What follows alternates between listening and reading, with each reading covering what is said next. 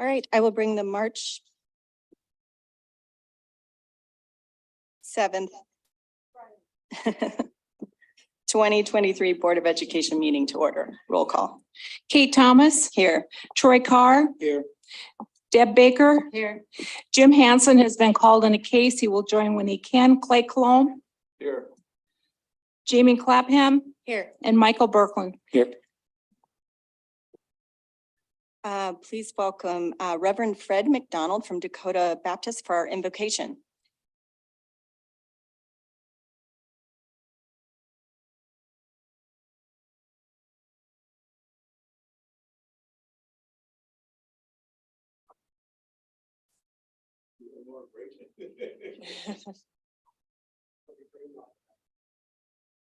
Father, thank you so much for your goodness and kindness. I thank you for our school board work that they're doing. Father, we ask that you give them wisdom and your encouragement tonight. Thank you for those who have come to hear and to speak and to share. Father, I pray that you'll be honored and glorified by all that is done tonight. In Jesus' name, amen. Please join in the Pledge of Allegiance. I pledge allegiance to the flag of the United States of America and to the republic for which it stands, one nation, under God, indivisible, with liberty and justice.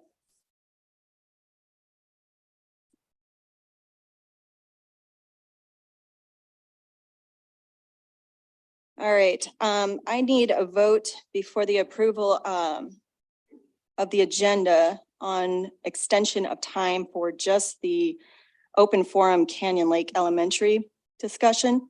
We have 8 people and I want to allow them all 5 minutes, so I need to vote to extend it for 10 minutes to 40 minutes. All those in favor? I'll make that. Sorry, thank you. All right, all those in favor? Aye. All those opposed? All right. Now I need approval of the proposed agenda. I need a motion. Can we do the celebrations? Oh, I need to, no, I just need to approve the agenda first. Okay. Oh, I'll move. okay, Second, I guess. all those in favor? Aye. All those opposed? All right, on to sharing this success. Go ahead. Thank you. Satira. Thank you, President Thomas and board. I am here tonight with Satira Thompson, and she is a registered nurse, BSN, and she has been named South Dakota's 2023 Excellence in Schools Nursing Award winner. Satira has been dedicated to public health nursing for nearly 40 years, including nursing experience in New Mexico, Minnesota, Wyoming, and South Dakota. She currently works as the health service nurse educator for Rapid City area schools. Satira is the epitome of school nursing. She embodies the true meaning of holistic nursing.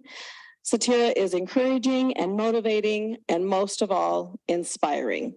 Satira is well known across the district as an outstanding school nurse and known for her energy, dedication, knowledge, compassion, and fun personality. Satira conducts herself with the highest level of integrity, commitment, and professionalism. She has worked tirelessly for the Rapid City area schools to implement and improve school health programs and health screenings. She has been a steady advocate for kids, student health services, and for our community of Rapid City, South Dakota. The Excellence in School Nursing Award recognizes 1 South Dakota nurse per year. This school nurse must exemplify excellence in the following areas: creative school programs and ideas, professional involvement and professional development, political and legislative contributions, community involvement and research. Rapid City Area Schools is honored to call this year's School Nurse of the Year our own. Satira will be honored again at the 2023 South Dakota Nurse Association Conference and the 2023 National School Nurse Association Conference. I'm surprised she's here because I absolutely tricked her at the rush game. We lured her over and said I'd hurt my knee. And she would not have been on camera.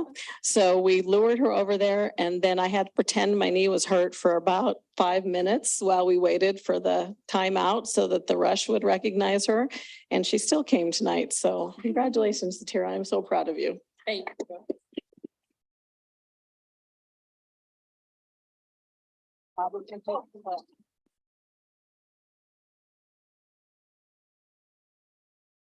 What Nicole forgot to say is that she gets the theater made of the year. I felt it, but watching and sing. Thank you. Congratulations.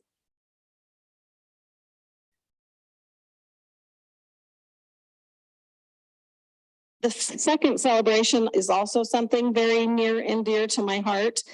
Rapid City Public School Foundation every year recognizes School Teachers of the Year and a Rapid City District Area Teacher of the Year. This year, we had 22 of our 23 buildings participate in the Teacher of the Year. I'm going to bring in the teachers who were teachers of distinction for their buildings.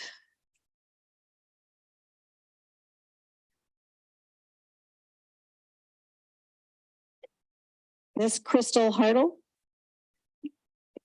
kindergarten and first grade combo class teacher at Black Hawk Elementary. Crystal brings her students' passions and interests into the classroom and differentiates lessons so they can all share what they learn. Mrs. Kylie Blank. Ms. Kylie Blank. Fourth grade teacher, Canyon Lake School. Kylie helps her students overcome obstacles, feel safe, and ready to learn. Miss Lazy Harris. Not here? Not here. Miss Laura Husman. Not here. Miss Emily Moody.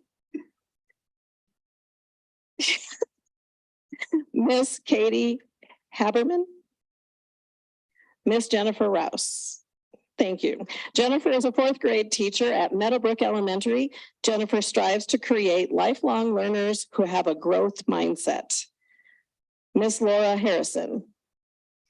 Miss Carrie Combs. Fifth grade teacher, Rapid Valley Elementary. Carrie believes that before you can teach a student content, you must build a relationship with them.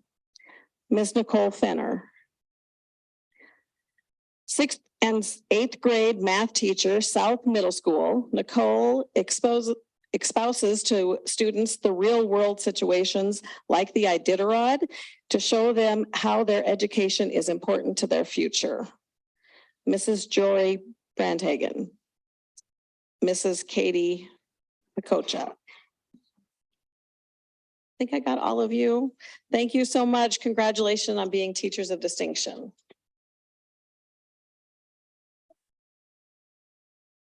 So the next ones that are. You want a picture?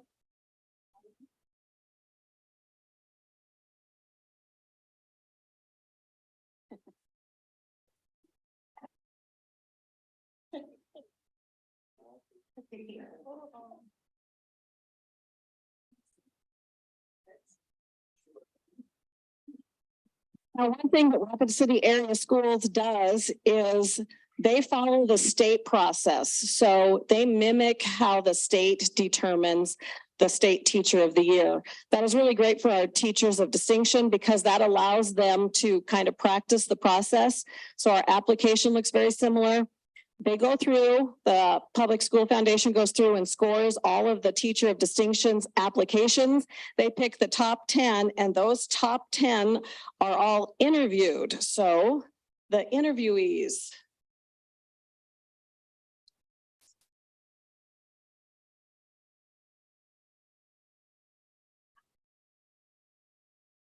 So not everyone could make it, but I'm thrilled to have these 4 teachers who were interviewed. Also, the ones checked are the ones here. Yes. Okay. So Miss Lisa Steinken from Central is not here tonight. Mr. Andy Martin from East is not here tonight. Ms. Jessica Campbell is here. Jessica is a fifth grade teacher at Pinedale Elementary. Jessica uses creative technology, movement, and discussion techniques to engage her students in the content she is teaching. She strives to bring the joy back to teaching and learning, and started Rock Your School Day at Pinedale to encourage other teachers to try something new. Mrs. Amanda Duvall from Rapid City High School is not here. Ms. Becky Bryant. Becky is kindergarten and first grade combo class teacher at Robbinsdale Elementary. Becky creates a safe environment in her classroom where students know it's all right to make mistakes. She is a collaborator and believes that her students can take the lead in their education by becoming leaders, sharing in a productive way, and developing empathy for others. Ms. Shannon Bren, 8th grade. I think Shannon might have been in the district even longer than me. Yep, 37 years, fantastic. Shannon is an 8th grade teacher, math teacher at Southwest Middle School. Shannon and her teaching partner developed an entirely new classroom structure after reading the book, Building Thinking Classrooms, to get students more engaged in their learning. She's involved with extra projects at the school because she wants to demonstrate to her students the importance of giving back to your community.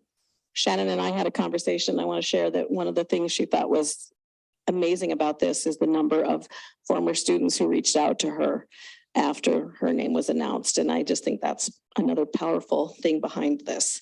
Mrs. Carrie Huber from Stevens is not here.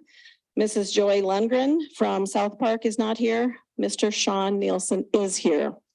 Sean is a 7th and 8th grade social studies teacher at West Middle School. Sean creates a safe environment for his students where they value and respect each other's opinions in order to have a civil discourse about relevant issues.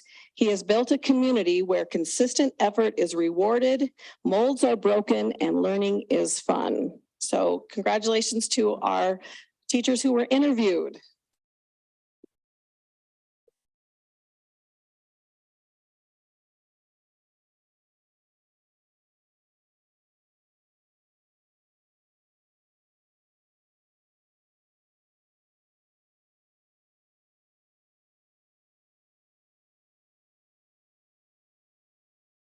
And last but not least, right here. So Johnny and I have known each other a long time. This is Johnny Hurdle. She is a 3rd grade teacher at General Beadle Elementary School, and she is the 2024 Rapid City Area School Teacher of the Year. A fellow staff member nominated Johnny by stating, she goes above and beyond for her students, the school, and her coworkers. Johnny is always ready with a smile and a laugh and brightens every room she enters. She spends extra time outside of class preparing fundraisers to benefit students and the school that means so much to her. She organized an auction to raise funds for after-school programs. She organized an amazing powwow for a culture night for the school and the community. She is a friend, mentor, leader, role model for all those who cross her path. She truly makes a difference every day.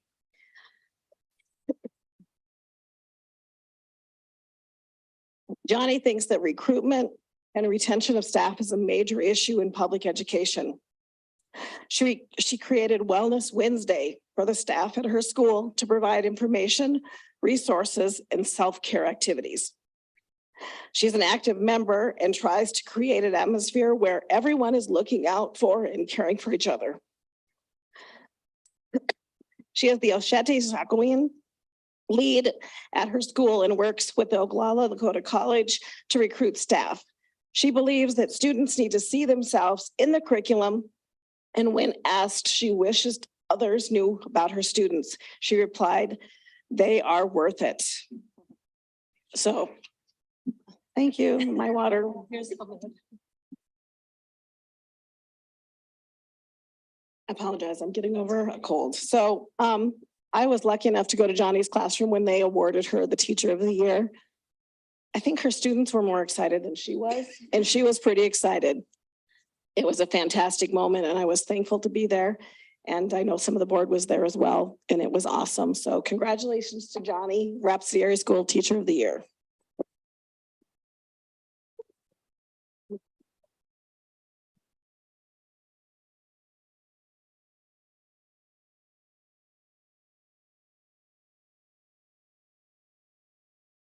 Thanks for telling me my baby child. Thanks for telling me my baby.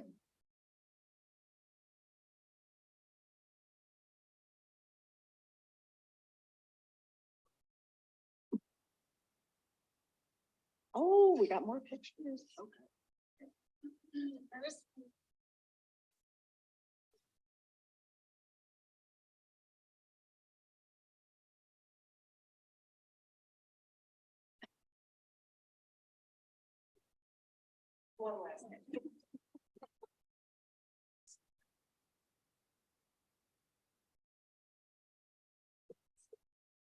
That was all for our celebrations tonight, board. Thank you very much.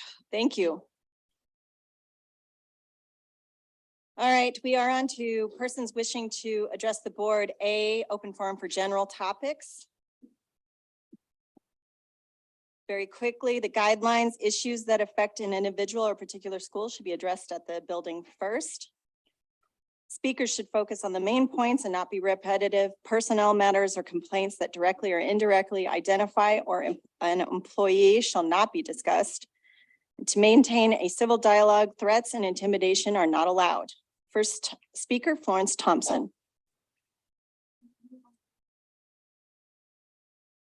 The next one will be David Neeham. I turned it off, sorry.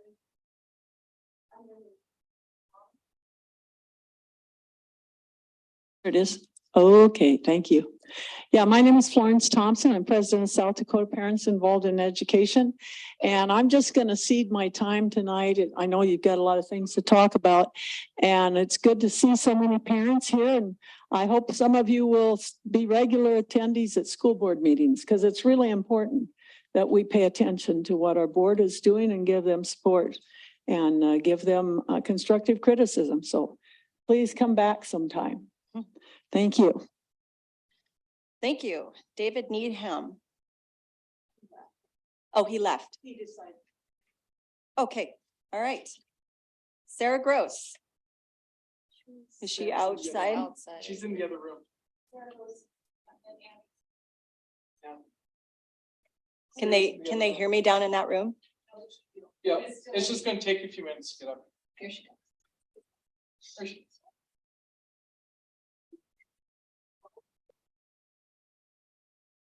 Come on, Sarah.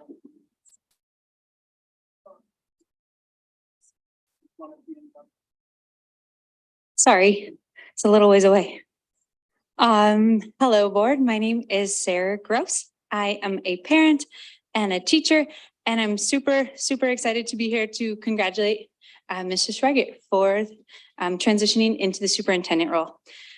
This week, we've already had 2 late starts, and I think those calls have to be so very challenging. And so I'm glad that you're here and making those calls. Last night, our city council approved a resolution for the social studies standards. And so just an update that our work here is permeating out into the community. And I think that it's wonderful. And I appreciate your resolution. And so that's my second issue for tonight. And then my third is life in an old school. It's been a recurring segment all of fall and now. I think bathrooms are one of those things that we like to not think about or talk about, but when you're a staff at an old building, oftentimes there is not a staff bathroom. So you share a bathroom with a 6-year-old. And if you've ever shared a bathroom with a 6-year-old at home, you know what that's like. And so, I'm bored that I am a school builder. And so I'm very surprised, and I didn't know if I should grab yellow or blue or green, because Canyon Lake, you're going to hear a lot of comments on, and I definitely believe that building needs to be rebuilt. However, I think maybe next year, give families the time to organize, and then we can push for a bond, because I like to remind you that Vicky Powers Park up, up there. Well, that was 1990. And so in 1990, I was 6. And so we've been holding on to that land, and you're the board that can help our community build a school there. And so thank you for your time, and I'll send it on. Thank you. Annie Beckland, sorry, Bashan, I'm sorry, I couldn't read your hand right. Go Annie ahead. Bashan. Hi, everybody. I have, there's 2 things I wanted to bring up tonight. One, with the passing of the trans bill out in Pierre, there's a lot of concerns about the bullying that's going on in our communities around LGBTQ and trans youth. And I hope that the school board takes an active role in figuring out how we're going to create a safe community for our youth. This has got to stop being a political issue. This is about our kids and our kids being safe and our kids not killing themselves and our parents not throwing the kids out onto the street because they identify in one of those arenas. This is not an easy community for any kid to grow up in, much less a kid that's different. Thank you for that. Second, I saw Councilmember Pat Roseland here, and these are becoming big school board meetings. We've got a great city hall over there. You've been over at City Hall before. You've held meetings over at City Hall. What if we do something really innovative and work with City Hall and do that every time we have a meeting? Let's move this over there so that there is enough room for everybody to be actively participating in this. This is a public forum. Let's have it in a space that is large enough for the public to participate. Thank you all for everything that you do, and have a great meeting. I'll see you in a little bit.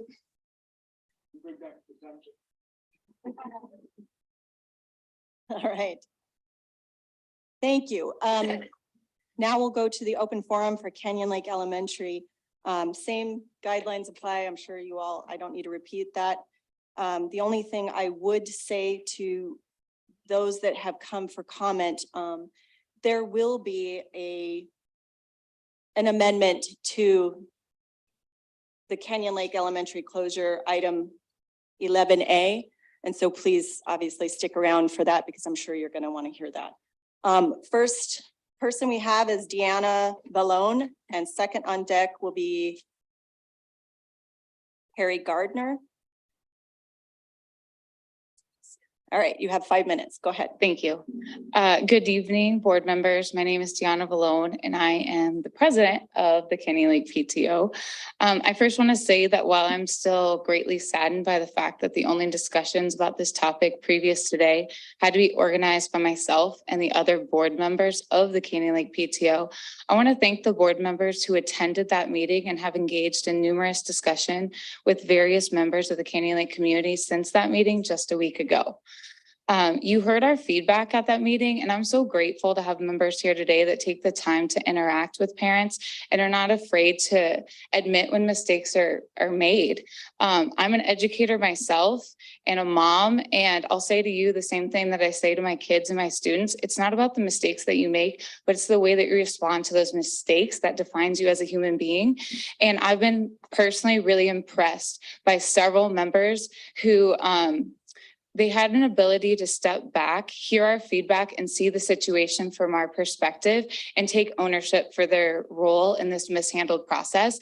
And I have nothing but respect for you as human beings based on that. And I really appreciate it, just person to person, outside of my role inside of this. District policy F/LP clearly outlines the process for school closure, and this process has not been followed. It identifies clear expectations and best practices for instituting a change of this magnitude on a school community. Closing our school without following this process and using these best practices identified in your policy, such as the early involvement in discussions for parents and other school patrons, the use of outside consultants, and an orderly procedure is not fair, appropriate, or necessary at this time. Several members of the board have reiterated to us that they do not believe that Canyon Lake is a long-term viable option as infrastructure for the district. I want to be clear that the Canyon Lake community does not dispute this point. We are not asking for forever in this building. That's unrealistic and just ridiculous, to be quite honest. We're asking that the policy be followed so the decision being made is fair, appropriate, and necessary. It is clear to us that that is not true at this time. For up to 170 days a year, our children spend more awake time daily at school than they do with their family.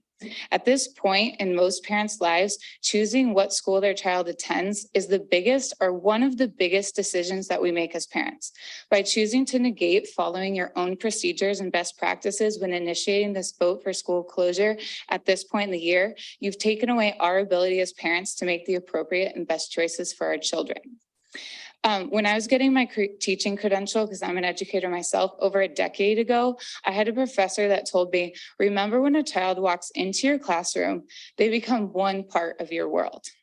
You will care for and probably love each of those kids in your world in a special way, but don't forget, well, they're one kid in your world, they're their parents' whole world. So that's a huge responsibility that you have. And so I understand that these kids are just one in your huge world. But to me, they're my whole world. So they're 2 at Canyon Lake out of 100 that you can easily slot somewhere else.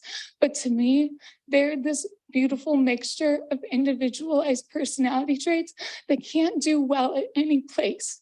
So I'm asking you to give me and my husband that agency back.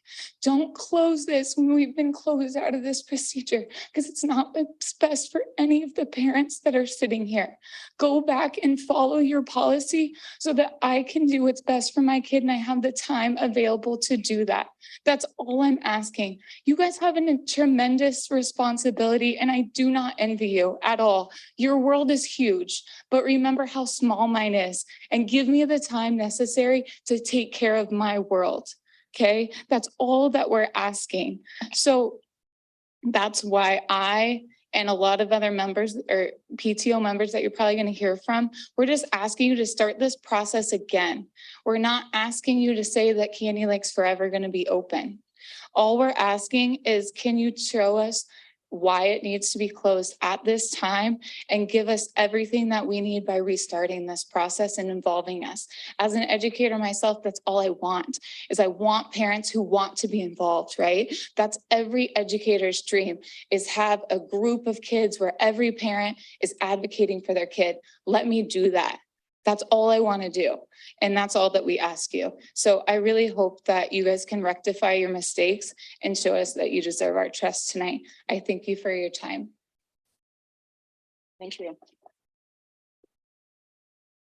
Harry Gardner. Sorry if I've said that right, wrong. No, you did. Okay. Nailed it. And next on deck will be Nathaniel Jamie. Hello, my name's Kerry Gardner. My son Benjamin is a second grader at Canyon Lake Elementary. First, I just want to thank you guys for allowing a separate forum just for us. Also, a special thanks to Mrs. Clapham, Bishop Carr, and Mr. Berkland for attending our town hall meeting last Tuesday, as well as Mrs. Swigart. And to any member that of the board that has taken the time to tour Canyon Lake Elementary. I appreciate that as well. The topic that I want to cover is Rapid City and the surrounding area's growth and how now is not an appropriate time to consider closing Canyon Lake Elementary. Rapid City and the surrounding areas have experienced exponential growth in the last couple of years. In the spring of 2022, the Wall Street Journal put Rapid City in the top 10 emerging markets in the United States. And they estimated Rapid City and the surrounding communities population around 144,000 people. That same article ranked Rapid City as the #1 hottest place to live in the first quarter of 2022. In October of 2022, at a city council meeting, the Elevate Rapid City group did a study focusing on population growth. And they projected that within the next 8 years, our population is going to increase by another 18.9% and 9.5% in additional households. And this wasn't even taken into considering base expansion and how that could potentially affect Rapid City's growth as well.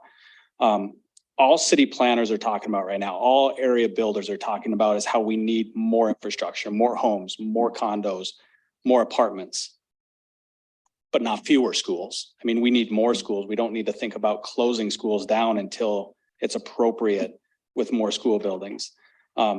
This means more schools, not fewer. How can closing a school and filling all the surrounding schools to near max capacity during a time of this type of growth be the correct path, especially when so many other schools are at risk of potential emergency closure due to their conditions? What happens then? What happens when all the schools are at near capacity? Now's not the time to close. Now is the time to maintain existing schools and keep them operable until other schools are built. No matter what the agenda for Canyon Lake Elementary's land is, closing now is not the right choice for Rapid City area school students and families. The narrative is Canyon Lake Elementary isn't suitable because of the boiler issue and other issues, but there are alternative options. The reality is Canyon Lake Elementary is still 2/3 usable and in much better shape than many surrounding schools. Why not continue to take advantage of the usable space that we have as opposed to looking to close the entire area down? I ask that this process for school closure be restarted to reflect a process that includes best practices and to allow the board to follow their own policies and procedures that are currently in place regarding a school's closure, and to transparently work with the community towards a resolution. Thank you for your time. Thank you. Next, after Nathaniel Jamie, we have John Snyder. Yes, my name is Nate. I go by Nate, and 3 of my 4 children currently attend Canyon Lake Elementary School. So this is a very personal matter to us. I would like to say, first of all, thank you to those that attended the PTO meeting last week. I was reflecting personally on how that went, and there was a lot of emotion. And the people that attended, you guys absorbed that, you listened to it, and I respected you tremendously for sticking around and listening. And that's the feeling that I got, was that you were actually listening. And so my hope is that tonight you will listen to the feedback, and as other people have said, that you would take into consideration the timing and the manner in which this situation has been brought up. If you'd asked me 2 to 3 weeks ago if I would be at a school board meeting, I would have probably shrugged and called you silly. But now here I am, and I am wanting to talk specifically about the manner in which information has been shared with parents and the media. I personally love to stay up to date on the news, whether it's local, whether it's national. Some of the articles that I've read recently about the closure have been troubling, because some of the facts that have been shared have just been simply not true. KELOLAND shared, there was an article dated on March 2nd that KELOLAND posted that started by stating there were rodents and mold. Those facts, again, I don't want to come up here and argue facts and be like, this is true, this isn't true. But I don't believe that to be the fact. And I've talked with teachers and I've understood that it's just simply not the way that it was stated in the article is actually not true. And then another thing that I read, that I actually read to my 3rd grader and asked her simply, was a statement at the bottom that said there are currently no students in that west side building, that, the one in question. And in reality, she laughed. She was like, no, we go in there every day. We're there in there all day long. And there are actually many, many classrooms in that are being used. And so my question is, why are we sharing information, or where is the source of this information that is leading to media articles, information being shared to parents that just simply isn't true? Because for me personally, and I think most parents would agree, we want to sift through the actual facts of the matter. And I think Ms. Vallone did a great job of stating that most of us, if not all of us, are in agreement that the long-term solution is not for Canyon Lake Elementary School to stay open indefinitely.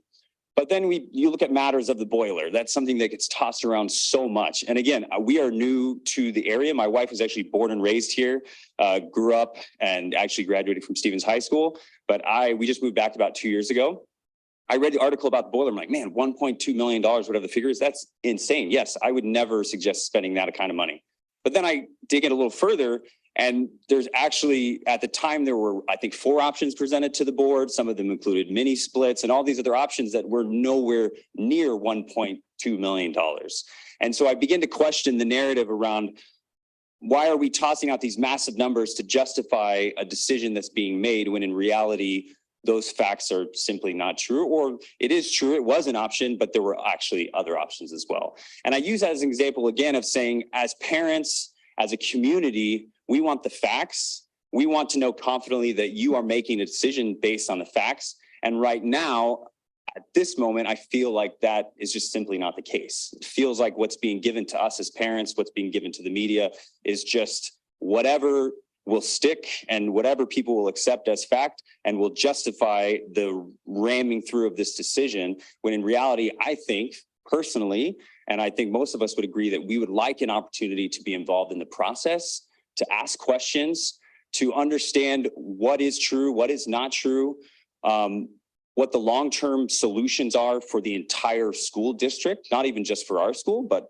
for every school, and then begin to understand what the process looks like moving forward for Canyon Lake Elementary School. And I don't believe that the right choice is to close it at this point, but I believe that most of us would like to be involved in that process moving forward. So thank you so much. I really appreciate you all, and I hope that you come to the conclusion that we all hope you do, which is delaying the closure and giving us an opportunity to be involved in the process. Thank you.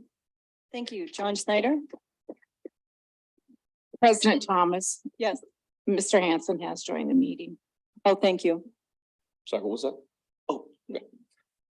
Are we ready? Go ahead. Hi, my name is John Snyder. I have 2 children that attend Canyon Lake. And so this is a very personal decision, you know, that you guys are making on my behalf. And so I really want to just lay that out that, you know, it's just as a parent, before we get into the numbers and facts and statistics of things, it's very disconcerting when you find out via the way we found out, right? The education of your child is so important. And so finding out via Facebook posts essentially of a school variety is an absolutely horrible way of communicating with parents. And I think you guys have recognized that. Some of the school board meeting members came to that meeting, and we really appreciated that you guys came and that you heard us out. And so I do appreciate that, especially you guys. You know, some of you came and did tours, I heard later, to really see the actual condition and get to the bottom of those facts. At the end of the day, though, we all know that this is a monetary decision. There's a budget that is being put out by the district that includes financial information that is leading to this closure. We have not been provided any of that information. So we are told that it exists. We're told that you guys made an informed decision because of budgetary and finance decisions, but yet we can't point to any document that's been publicly made available that actually shows the need for Canyon Lake to close. We've asked for, hey, what do you have? What can you, and I've read through the budget from the last prepared one that's districtly available, and I can't find that information. You look at the repair and maintenance costs year over year, they actually went down in several in the elementary school buckets. They were either they were flat with their capital outlays, and your own Board of Education minutes state that the capital outlay and the repair and maintenance and coming from that our capital repairs is flat or not expected to grow this year from that outlay fund. So when I look at all the information that I have, I can't get to the same conclusion that you guys did. And that partly is because you haven't communicated that information. Do we know that Canyon Lake has issues? Yes, we all know that. Part of the building is closed. He already mentioned that there were issues, that there were other options. You know, and I'm also aware financially that the plan is to demolish Canyon Lake and repave it into some kind of bus parking structure is one of the ideas that's being floated. The amount of money that it would cost to demolish a brick and steel building of that size is going to be a significant cost. And if we have money to create a parking lot, I don't understand why we don't have the money to put some repair and maintenance to keep this school going while we make other decisions for the future. Now, do I think that you guys need to immediately change everything and redo all of the numbers? I mean, I think we should at least have the conversation about what are the numbers. And I think if parents could see those and say, hey, look, the district can't afford this building, even though we afforded it last year and the budget's pretty flat. Our enrollment numbers, if they're positive, your own board of statement says what happens with enrollment on page 7 of your budget will be extremely important to the overall health of the general fund this year. If enrollment increases from the previous fiscal year, it will put the general fund in a very advantageous position moving forward. So you're telling me in one breath that you're going to move forward and the budget's looking better for the general fund. At the same time, we can't maintain our current cost structure. But that doesn't make any sense to me because to date, we have not seen a single list of major repairs that are being required next year to keep that school operational. There isn't a single one that's been released. There isn't a single increase in a repair and maintenance category that actually supports this closure. And I know that there's a budget And maybe those numbers are ridiculously high and we haven't been provided that information. And so I would encourage the board to go back through their meeting minutes that are publicly available and actually demonstrate to this community for that to happen. I think additionally, there's a few other pieces that I'm really concerned about. And one of those is that at the end of the year, the funds that we're talking about, I'm new to this area. Me and my wife moved here. We picked a school district. We found somewhere to live. We were very excited about it. We met all the teachers. We have some of the most amazing staff at Canyon Lake.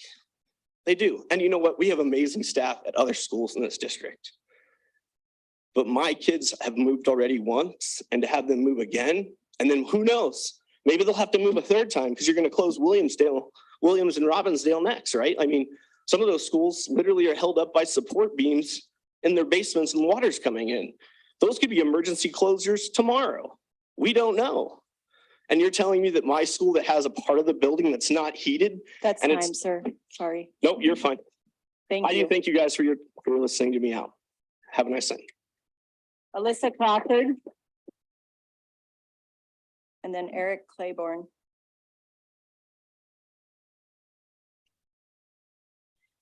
Hello, I am a mother of two of the three of my kids go to Canyon Lake. I just wanted to say, kind of on behalf of all of us, the families of Canyon Lake Elementary were not formally informed of the board's decision to vote on school closure until Thursday, February 23rd.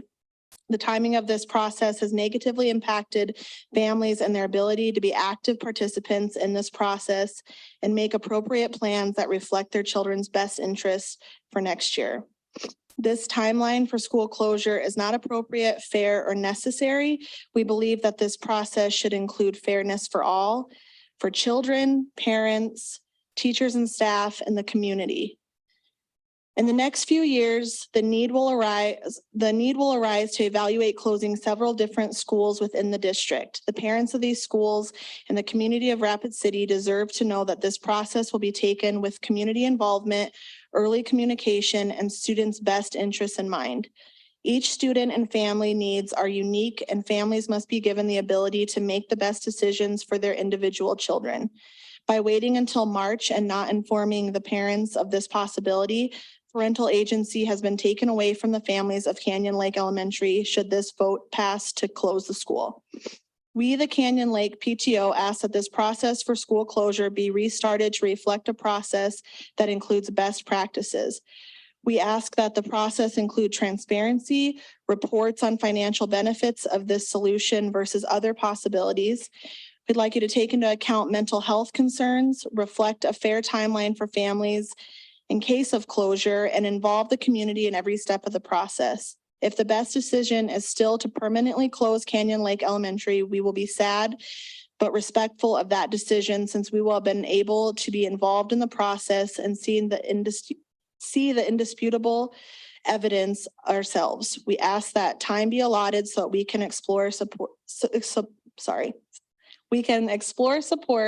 initiatives and develop innovative ways to mitigate this unavoidable challenge. Thank you. Thank you. Eric Claiborne. Good evening. My name is Eric Claiborne. I'm the Vice President of Canyon Lake PTO. So we just formed the PTO about a month and a half ago. I had just retired, figured I wanted to get involved in the community, what's more important than my son's school. And we were really just looking at fundraisers to start off with, some teacher appreciation activities and selling t-shirts. And then about 5 weeks later, we find ourselves becoming lawyers and data analysis and all this other stuff. But I do thank you for one, coming to speak with us a week ago. It feels like longer than that now. Been through a lot. And I appreciate the opportunity to speak tonight. So I had a lot of points to make about timing that kind of really tied back into what everyone else has said. But I think we all get the gist of that. I did come across an email from a very astute writer who's far more eloquent than I am, and I'd like to read that. It was an email sent to Board President Thomas, and the author is Don Frankenfeld. Tonight, or dear Board President Thomas, tonight, if the rumors and news reports are accurate, you will vote to close Canyon Lake School. Your decision is based upon a lot of thought, effort, research, and testing of alternatives. Thank you for the hard work you've invested in this hard decision. Yet I hope you will delay your decision for 1 year. The Canyon Lake question has limped along for a decade or more. 1 more year of the status quo is worth tolerating for the sake of equity and justice. Through the entirety of your process, one element has been lacking. Instead of inviting the participation of parents, students, and others who care about this issue, you've excluded them, and for the most part, kept them in the dark. This is not through malice or bad faith. Rather, as Board Member Berkland recently described it, it is through inadvertence. The fact remains, you may not have intended to exclude the public from this process, but you did. And regardless of why it happened, that mistake is a fatal abandonment of due process. Because your approach to the issue is flawed, your decision is flawed. At this late stage, the only responsible action you can take is to delay this decision. I understand that your need to provide contracts to teachers is urgent, so a short delay is probably not feasible. It would be comparatively easy to delay this final decision for a year, during which time you can take whatever steps you think appropriate to include stakeholders in the decision-making process. Then, if you ultimately decide to close Canyon Lake, your decision will have legitimacy. Not everyone will support your decision, but at least they will have had their say in a meaningful way. A few public comments tonight after the decision has already been made will not suffice. In fact, is an insult to those who oppose closure. Surely there will be costs involved in operating a half-full school for another year. You should regard that as the unfortunate price you pay for your inadvertence. I know you'll do the right thing. Please do it in the right way. And then, by the way, he attended kindergarten at Canyon Lake, as did his 2 children and now his grandson. And I just want to summarize that with the importance of community, the importance of community involvement. You all have a very, very fortunate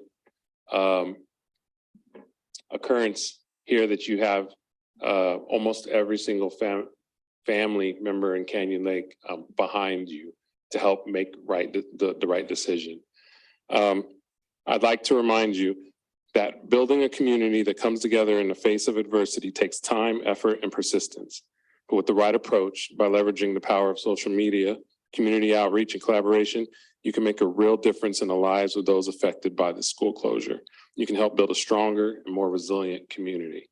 We want to be a part of it. We want to come to the table and have discussions and put forth our effort to bolster your efforts. I think we're all on the same team. Just our points look different from our different lenses, right? There's 2 outcomes, 2 possible outcomes here. We can be involved and with you, or we can be excluded and bitter. So I would love to take every person here and the motivation that we've built and the newfound importance that we've found in being involved with the school, in the school district, and use that as a force going forward, whether that's advocating for bonds or smart ways to mitigate this closure and mitigate this process. So I just ask that you let us be a part of that. Thank you for your time. Thank you. Jacqueline Cross. Sorry about that. And then Annie Bashand will come up after that.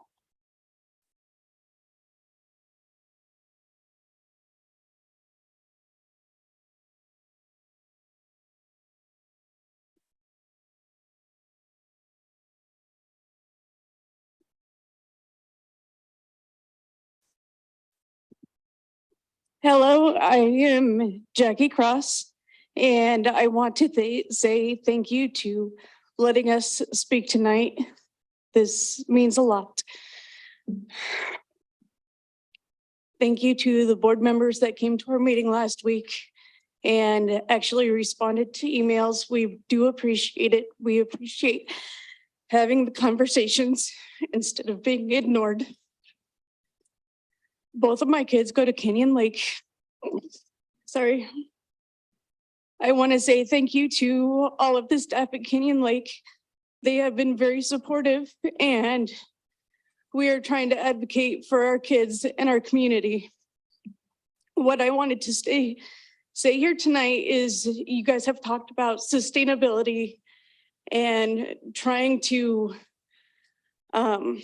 be more open, communicative, transparent, and not just with Canyon Lake, but there's been other things throughout the year that I have noticed. There is a big lack of transparency. There has been a big lack of no communication with parents, with taxpayers, with the community. We need to work together because Rapid City is growing. Get your taxpayers together, get your community together, build it bigger, be open, and we can come up with a solution together.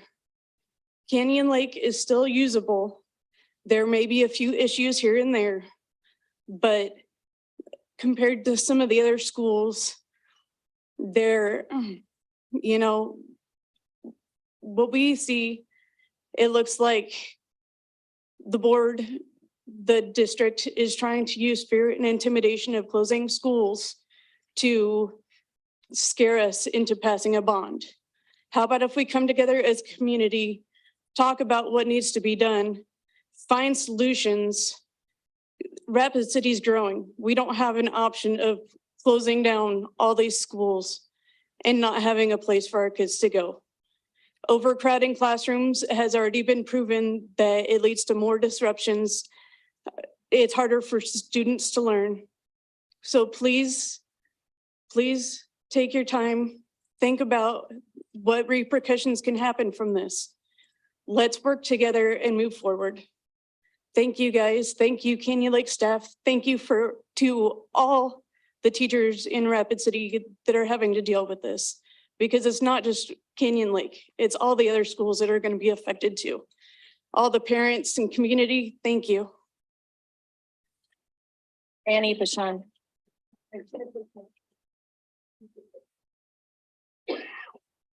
Annie Bashan. I realize I'm double dipping tonight, but it kind of feels like the right thing to do. I want to address this to all you parents over at Canyon Lake. My kids are grown, they're in their 20s, and I want you to know that the community's with you. That's why I'm here, is the community is with you.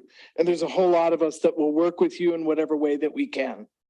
Because this issue, as has been so eloquently spoken to by so many of you, is the direct result of continuing to kick infrastructure needs down the road every single time.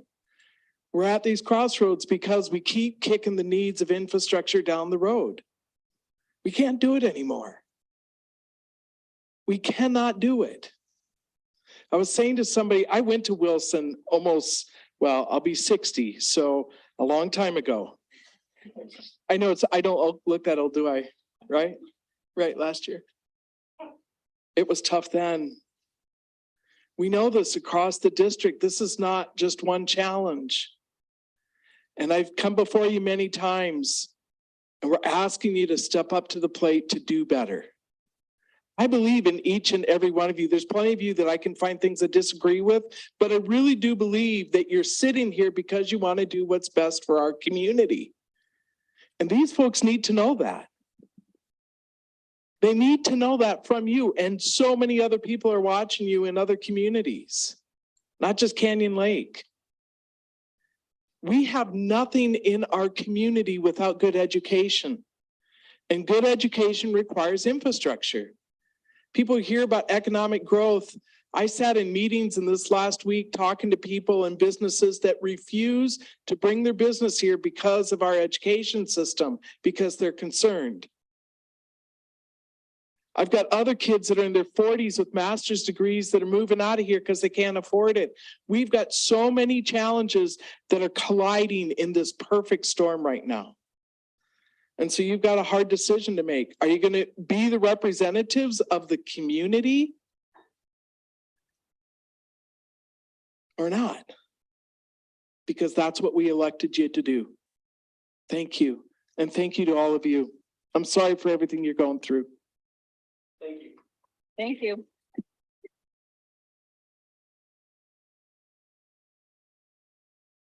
All right, that was the last speaker on that. Board response, we are at to open forum topics. Let's go through if there's any comments on the general topics first. Go ahead, Mrs. Clapham. Just really quick, I did want to point out, one, I appreciate, I know bullying is a continual problem, but I appreciate being reminded of things that we need to be reminded of. As everybody knows, we have about 1,000 irons in the fire, so bringing things up, we really appreciate. The move to City Hall, Sue wouldn't discuss it, but one of the reasons that was chosen at the time is it is a cost to the district, and a more considerable cost than people may realize. And so we do hear that, and not that it's something we wouldn't consider, but just know that that's another place that we are always trying to be fiscally responsible. And so that changed the cost of that for anybody who might be wondering. And yeah, that's all I have. I appreciate that comment. I was going to make that one as well. Any other on the general topics?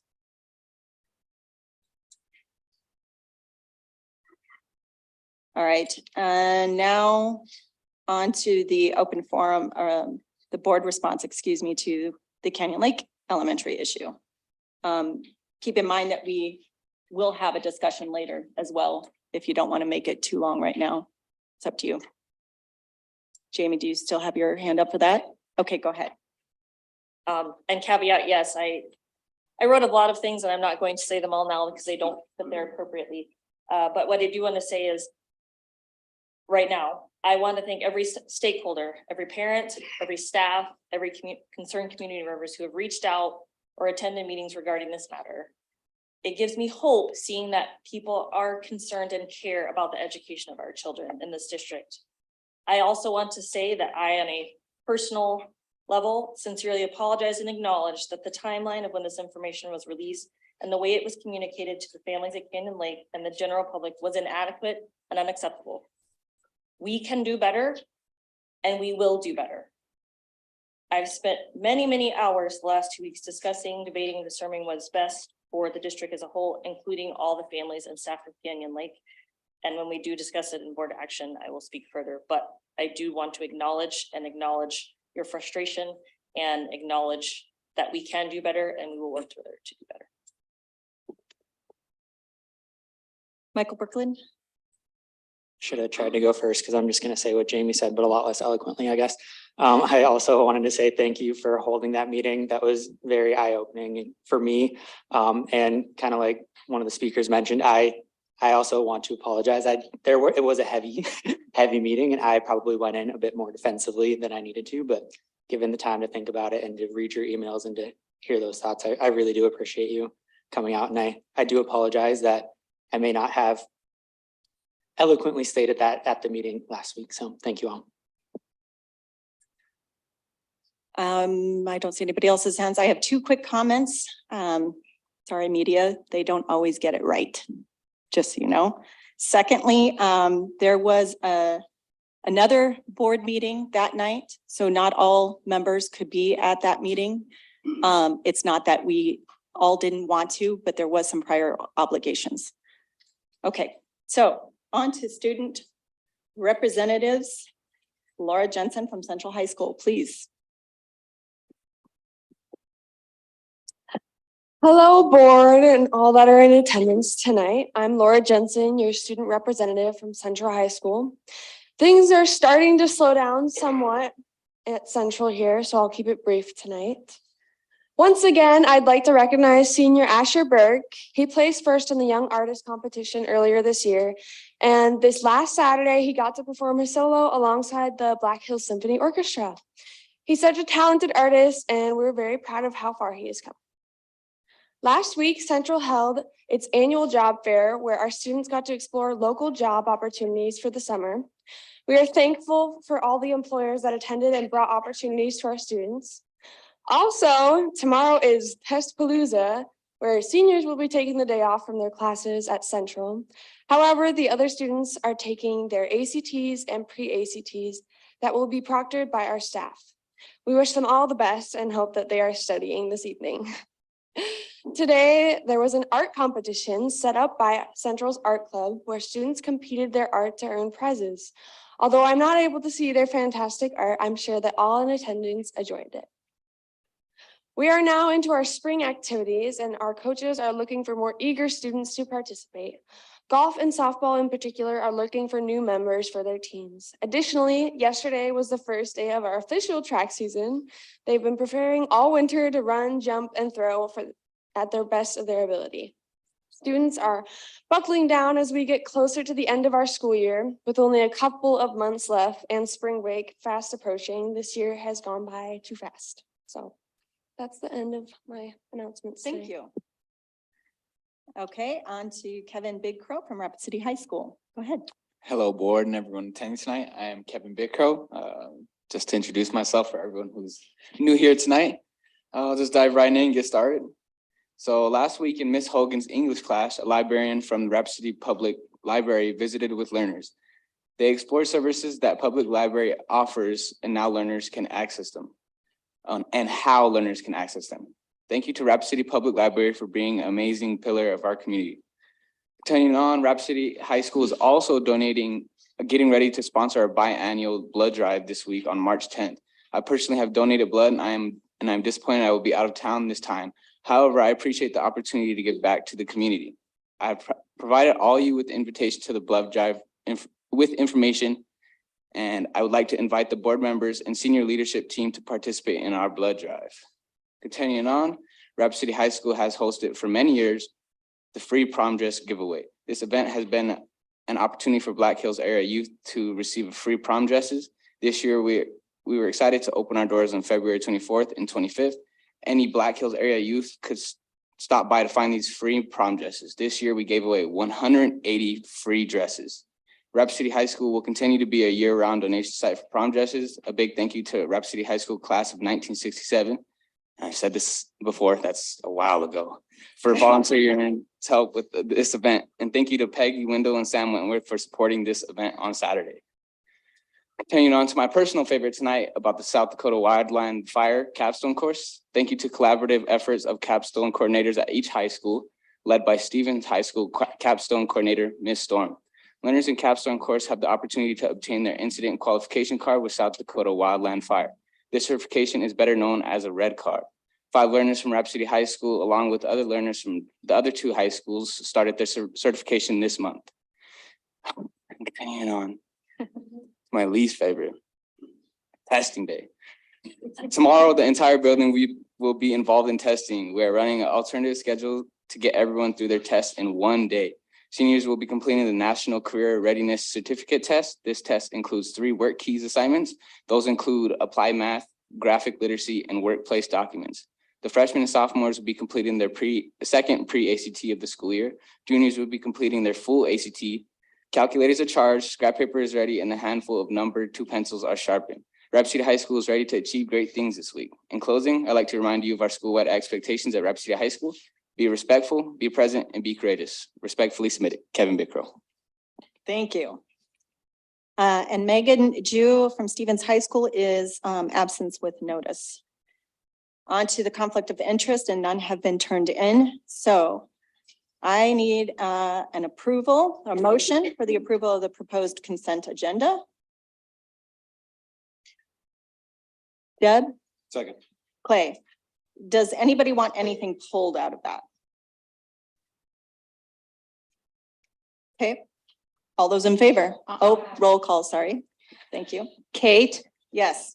Troy, Deb, Yes. Jim, Yes. Clay, Yes. Jamie, Yes.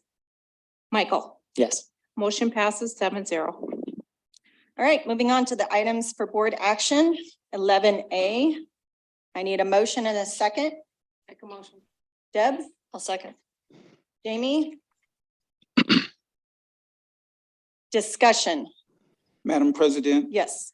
I have a motion to amend item 11A, which was presented by, I guess, for the next 30 minutes, I guess, your interim.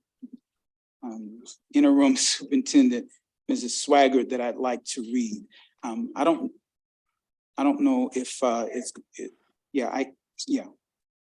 All right, so amendment to I'd like to make a motion to amend 11A Canyon Lake Elementary closure. In an effort to meet the requests of the community, I wish to amend the proposed Canyon Lake Elementary closure.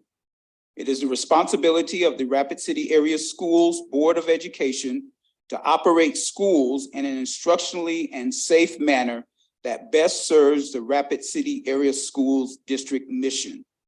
In 2016, Rapid City Area Schools hired MGT Education to conduct a study on all Rapid City area public schools to rate them for building condition and educational sustainability. Scoring the lowest were South Middle School with Canyon Lake Elementary West when removing the Canyon Lake East scores and the annex building. Following Canyon Lake West, built in 1949 with steam heat, has been partially closed with 7 classrooms and other spaces unable to be utilized due to lack of temperature control and other building issues. This was addressed in December 14th, 2021 presentation, a December 16th, 2021 special meeting, and a February 15th, 2022 emergency declaration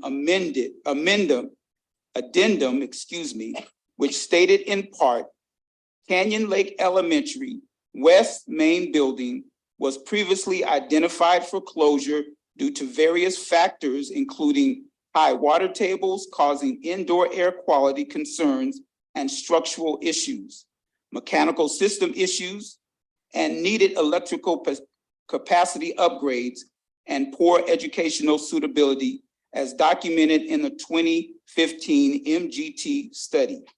And this option allows us to keep all current students and staff at Canyon Lake Elementary in the same campus. However, due to current growth and shift in population in our school boundaries, we will need to reevaluate school attendance boundaries for all schools in the near future. Administration's recommendation. It is recommended that the Board of Education declare an emergency and direct the administration to proceed with the above mentioned repairs at Canyon Lake School. Canyon Lake School West only hosts 4 usable classrooms and the gym lunchroom area with some heating updates that were able to be done within the district's budget. The district believes it is unfair to continue to educate children in conditions so unequal to other elementary schools within Rapid City area schools. The bond that failed in 2020 addressed the need to close Canyon Lake.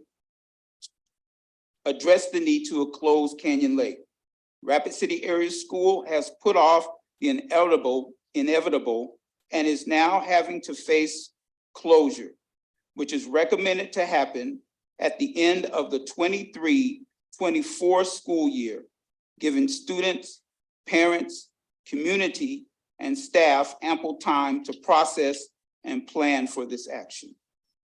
I need a second and then we'll do discussion. Deb seconded. All right, discussion of this. I would like to have your explanation for this, please. Thank you, President Thomas.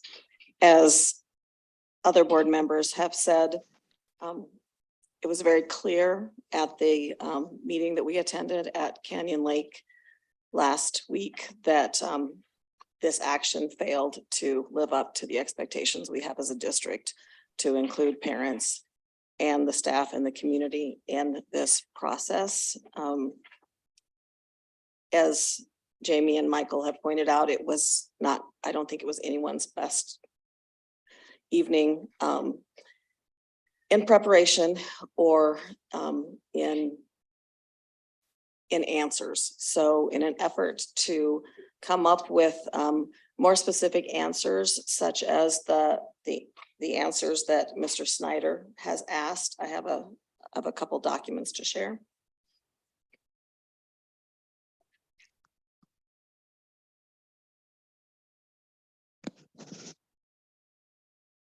So President Thomas, this was put together by Mr. Sassy, so I appreciate his work on this. The short. Oh, let me share again. Stop share. Let's try to share again.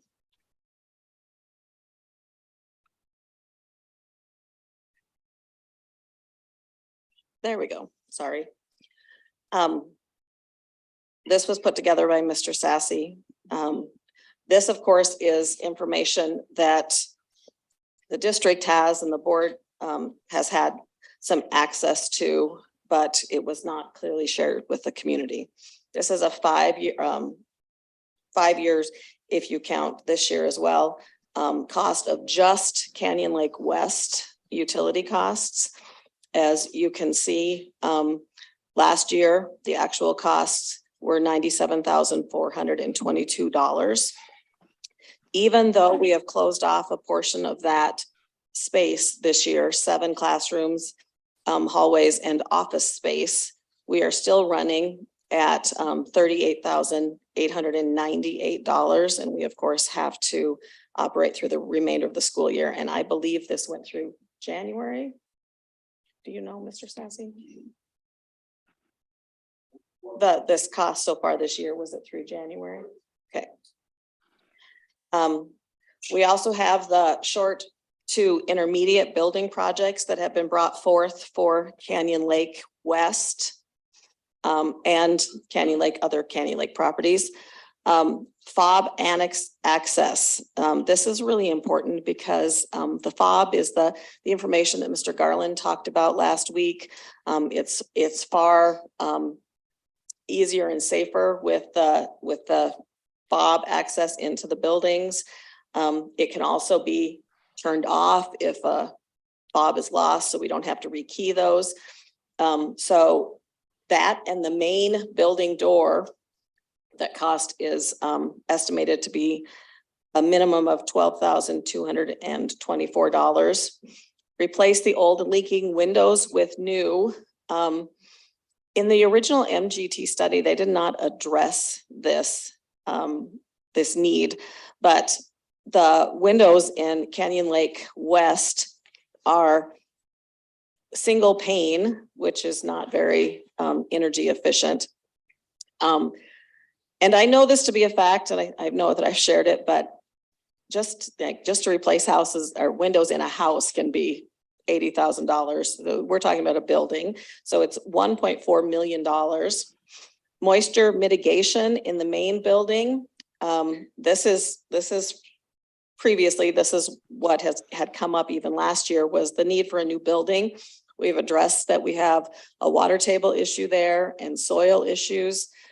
And so building on that space is not an option. So I don't have any prices there, but the moisture mitigation, depending on the water table, that water underneath that building can get very high. And I know there was some questions earlier about the mold and the rodent piece.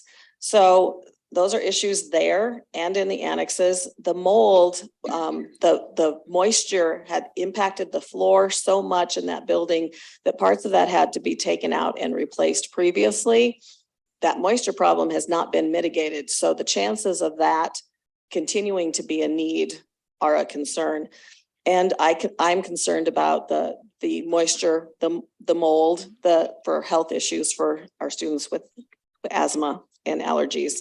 Replace the exterior doors and the bathroom doors, $850,000. That second column is the cost for experts to come in and do that work. Coy, is that correct?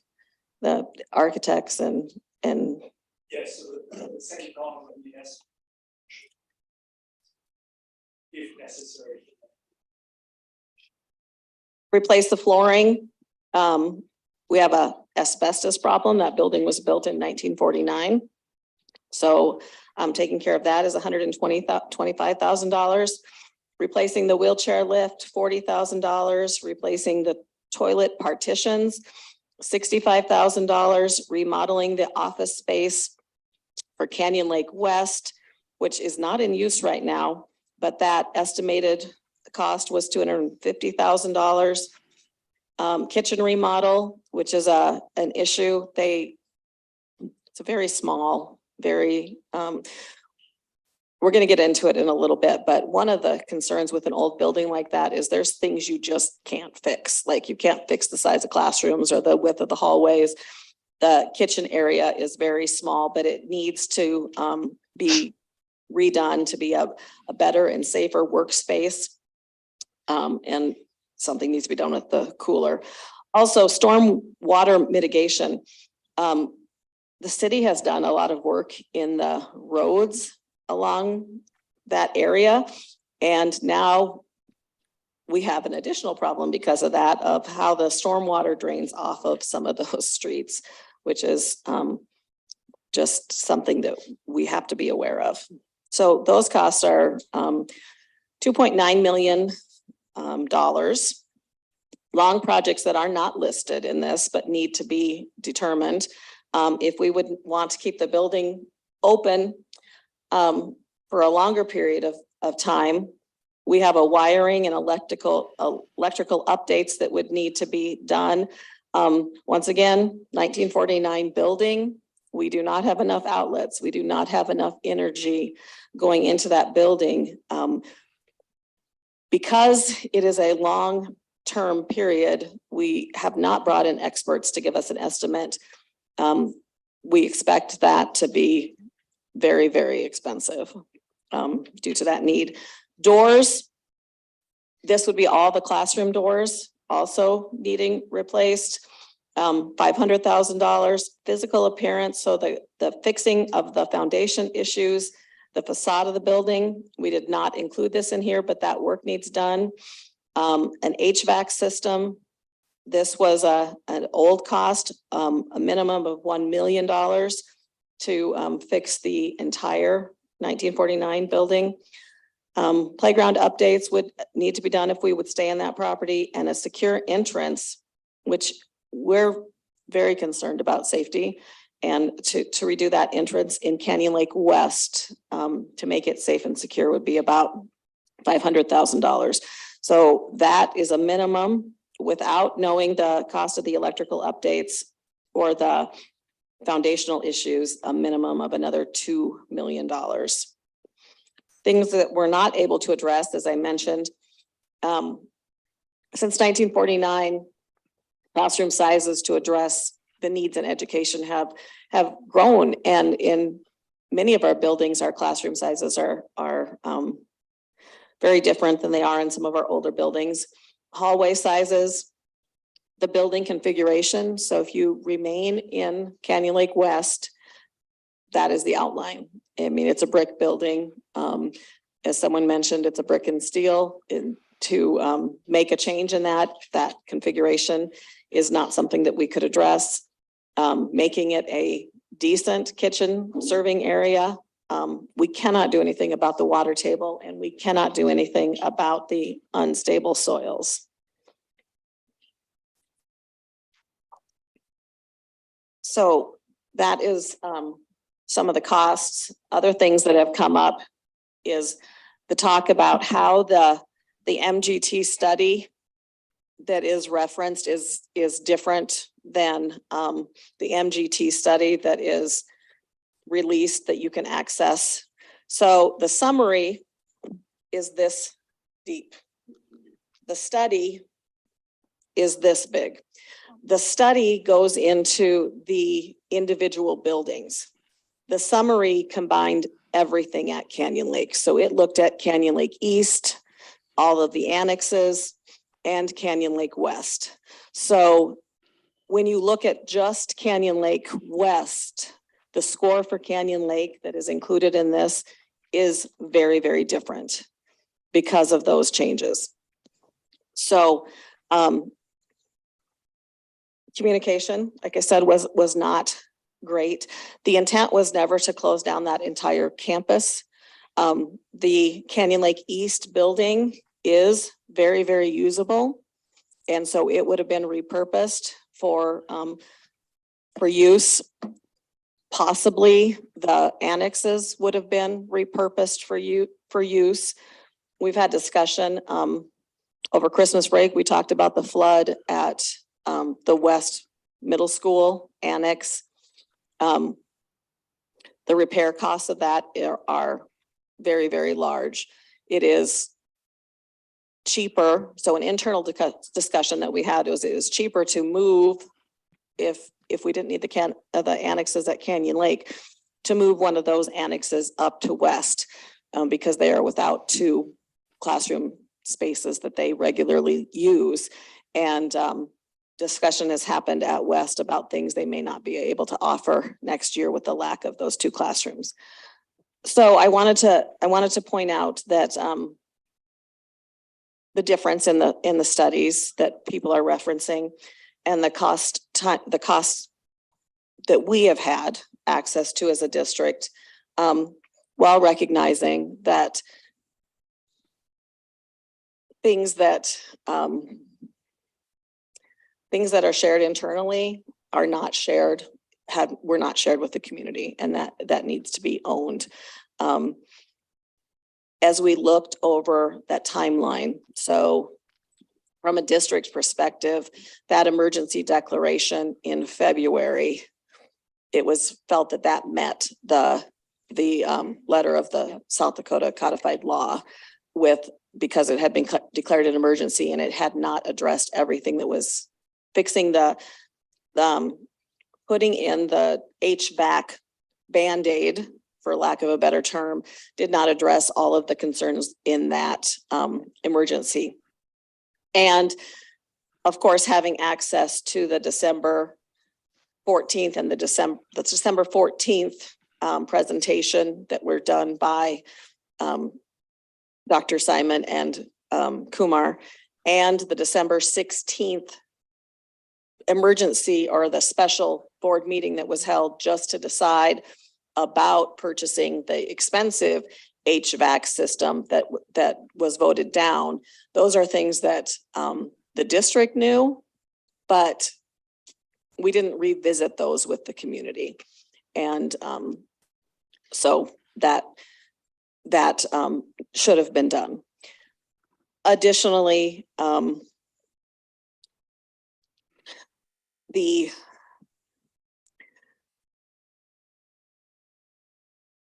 need to have a very clear presentation to the board about future possibilities for other uses of that property, so that it is not just subjective about it could possibly be this, it could possibly be that, but having a very clear plan in place and presented to the board so the board could vote on that as a whole package.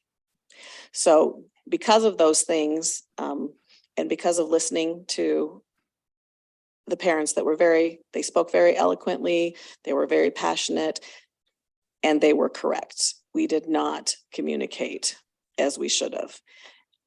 That is why I brought forth the amendment to the Canyon Lake closure. Okay. Jim Hansen, go ahead. Ms. Schweiger, can you quit sharing your screen, please? Oh, I can.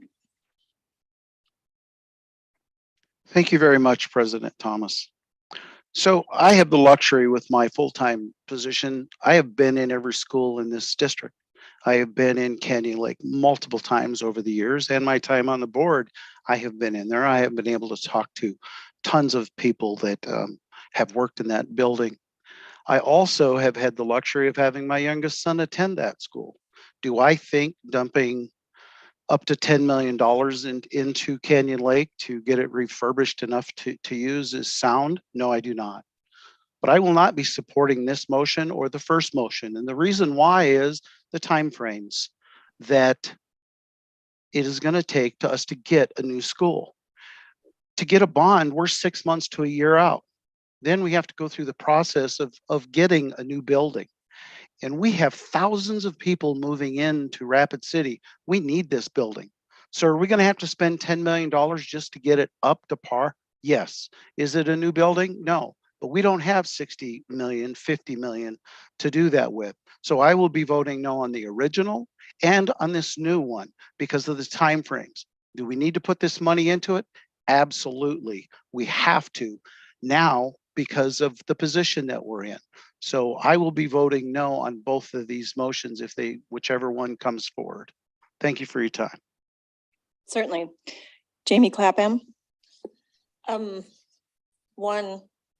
One, I don't want to seem like staged, but I also don't want to stumble over all my words. So, one, for that, I want to sincerely thank both Mr. Sassy and Mrs. Swigert.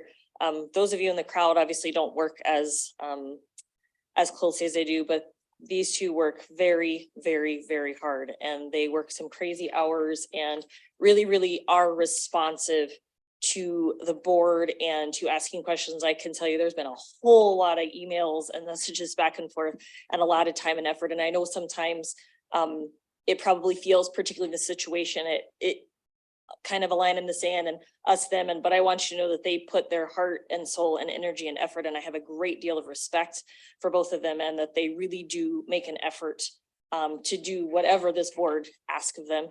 And we are very appreciative of that. And I think they do it absolutely for the love and dedication of this district. And I do wholeheartedly and genuinely believe that. And I appreciate both of you very much for that. And I made a really strong effort to reply to every email and message. I didn't, but I tried real hard. Many have asked as a board how we could make a decision without ever being in the building. And I wanted to be clear, as Mr. Hansen pointed out, personally, that not only have I been in Canyon Lake this year, but I've visited every other school in the district. So any decision that I make is not in a vacuum, and it's not with hearsay, and it's not from information from other people. It's with my own eyes and my own ears. And that is something that I find very important and that I am dedicated to always do, to make an informed decision.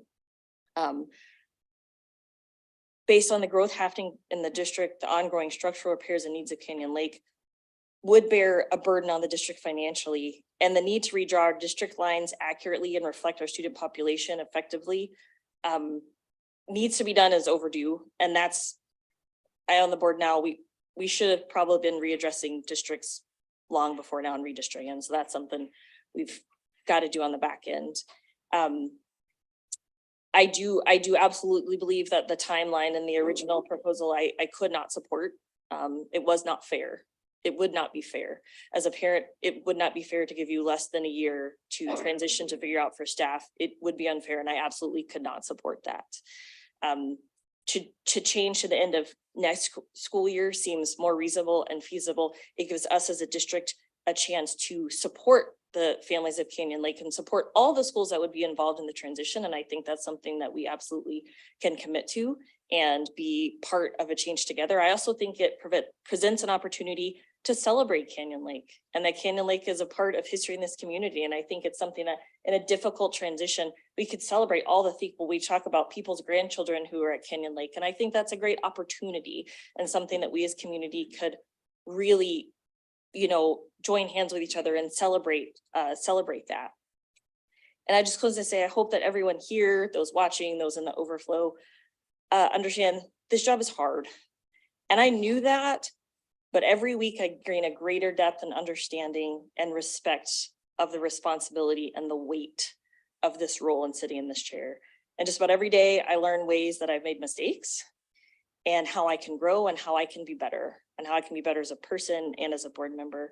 And as a board member, every decision I make, and I will tell you that I read every attachment to every agenda every week, and I take every decision seriously with as much information as I can possibly gather.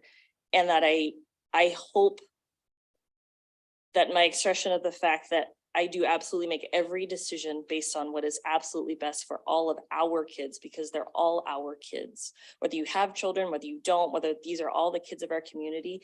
And I do take that with great and respect weight in any decision I ever make. And this is no different. Clay Clone. Thank you, President Thomas. And thank you for everybody in the community coming here. Thank you for all the emails that I got. I did read all of them. I did not respond to many of them. This is a very difficult decision that the board is going to have to make, as Mrs. Clapham said. And, we've been faced with a number of very difficult decisions here, and we're going to have some more difficult decisions in the future. The original resolution to close. I was not going to support that based on the timing. It was brought up in our own policy, which I don't believe was followed correctly. Perhaps, we've done things in the past, as pointed out, that live up to the letter of the law, but I just didn't feel that worked in dealing with parents and dealing with families, dealing with our community. There needs to be more communication. There needs to be more conversations to be had. This is a very, difficult decision, as I said, for us, but also what it places into the families of the district. So with that, the amendment to the resolution, I do have some questions on that. Well, I feel that, we are going to have to close Canyon Lake due to a number of the reasons. How do we do that? How do we do it in the best way possible? Are things that, I still have questions on. Setting it now that we're doing this at the end of next year, well, I feel that can be done. Could be a reasonable timeline. I think Jim Hansen brought up a good point. Are we going to be able to do that next year? So I have a hard time committing to that date. I want to make sure that our processes are followed within our policy, that we take, the appropriate actions with the community, with our stakeholders to do that. So I'm not sure that we need to commit to that date at this meeting. I think the process needs to be followed to ensure that. It's been mentioned tonight and my whole term on the board here about all the other issues that we have in our facilities, from Robbinsdale to Wilson to, everything, basically everything that the 2020 bond was meant to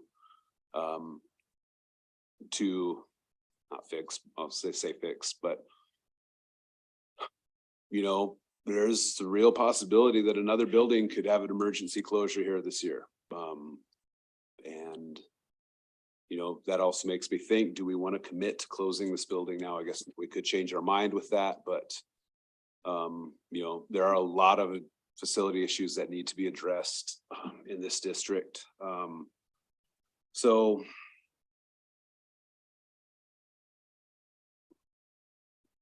I guess my first question, Mrs. Swag, would be,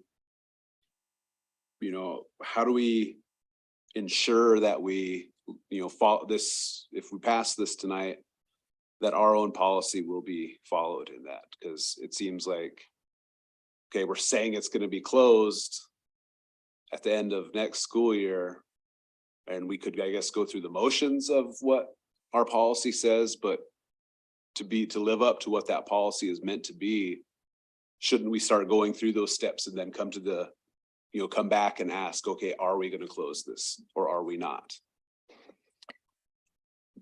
Thank you, Clay, for asking that question. I think that twofold. I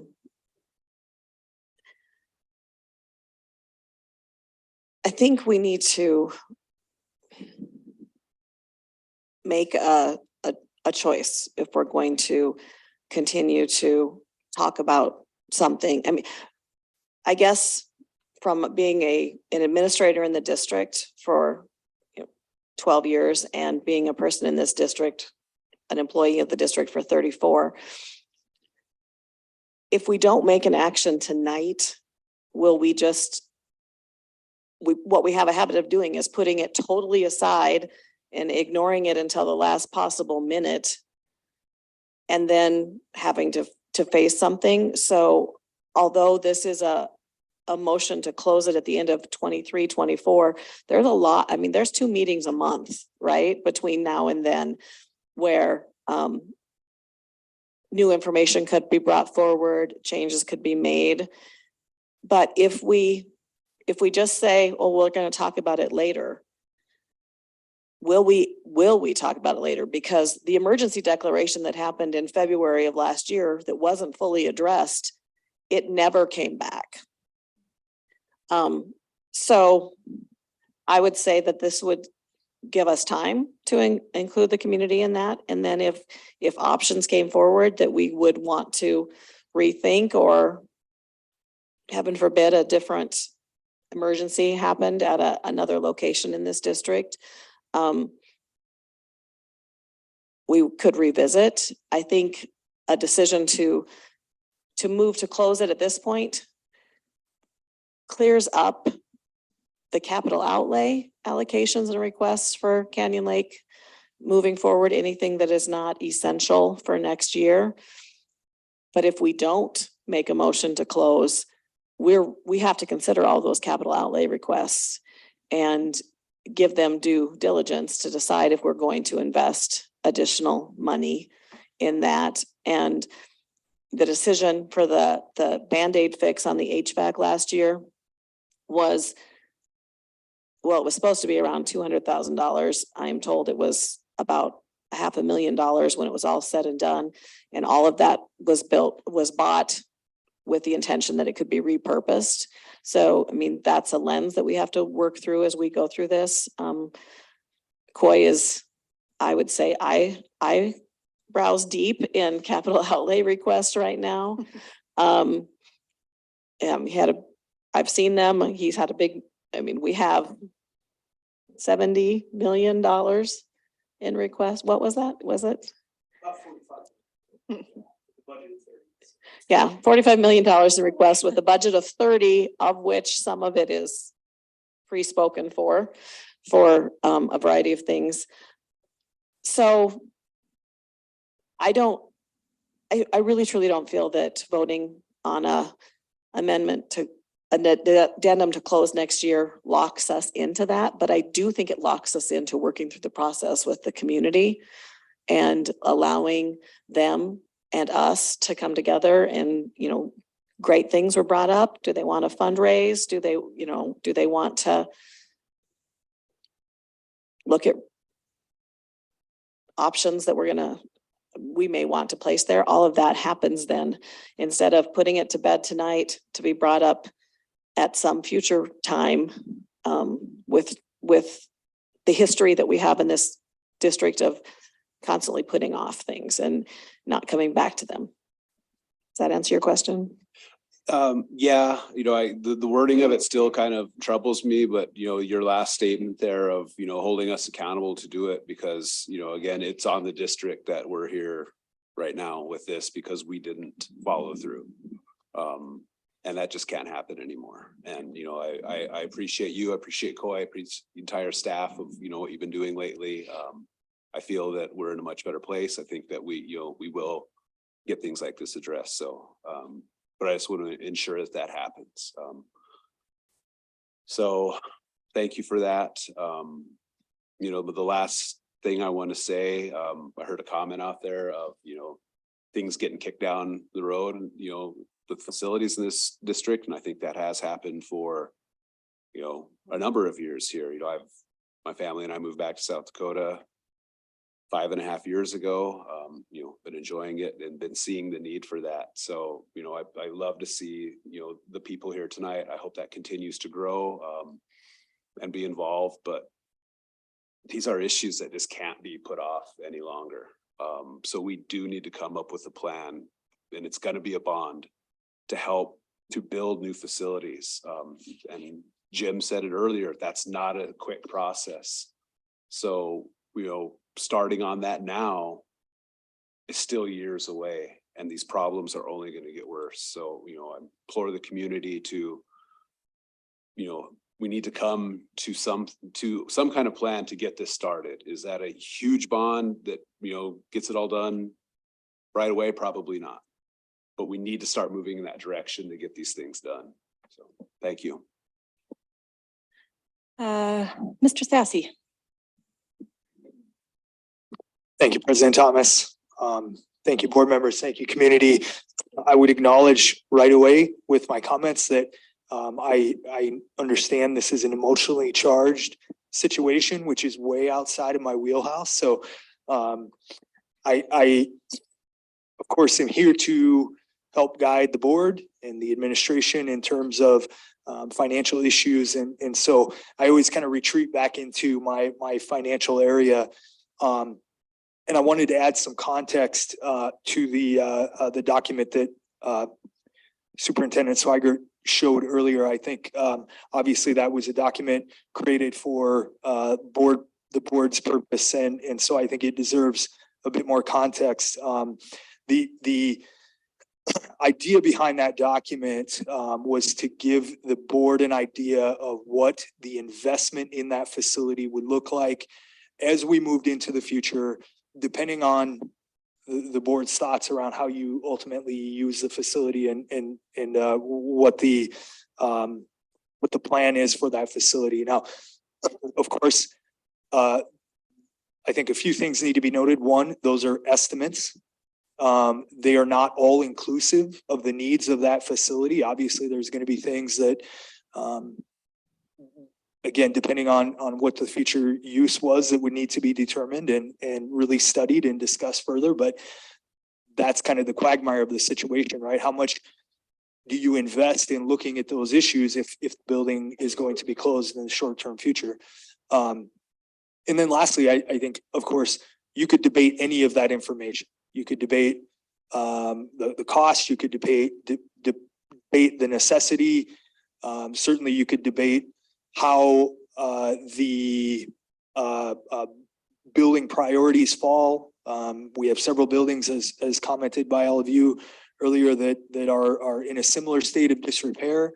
And so any of that information is debatable. Of course, this conversation has been around a long time, certainly predates me, predates the majority of you. Was part of the bond, was part of several conversations over the last couple of years in terms of what is the future of that project, or excuse me, of that building. And again, I preface these comments with, I don't mean them to sound emotionally insensitive, but I think that speaking on this situation from a purely fiscal perspective, the matter really comes down to the board having a clear vision of the future and what you want the future of that facility to look like. Obviously, the building was constructed in 1949. It's a depreciating asset, just like any asset that you build or purchase. The further into the future that building is intended to be kept active, the higher that investment will be. Obviously, if you're looking at a year to two, then basically you're looking at pure operational costs to keep the building open and moving forward. Obviously, as you move into the interim future and then the long-term future, that investment becomes more and more significant. So I think you often hear me guide you in these issues around what is the return on investment and what are you looking for as a board on the return on investment. And I think that's unfortunately really subjective in this matter. It really revolves primarily around the intention of the board and how the district moves into the future. I think there's a few other things I would like to address that came through comments. I certainly will not go down the rabbit hole of the complexity of pulling a $250 million budget together on a yearly basis and what that looks like and what that means. But part of the complexity of this district over the years, as anybody who's paid any attention has certainly heard me talk about, has been the reliance of the general fund on capital outlay in terms of an operating transfer to support that fund.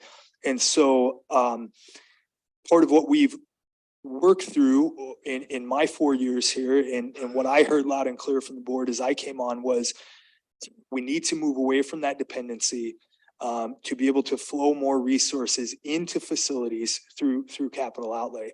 And so there was a comment regarding the cost structure, some of the areas in the general fund of maintenance and repair. I would say, first of all, major maintenance and repair is not something we address through the general fund. It's something we address through capital outlay.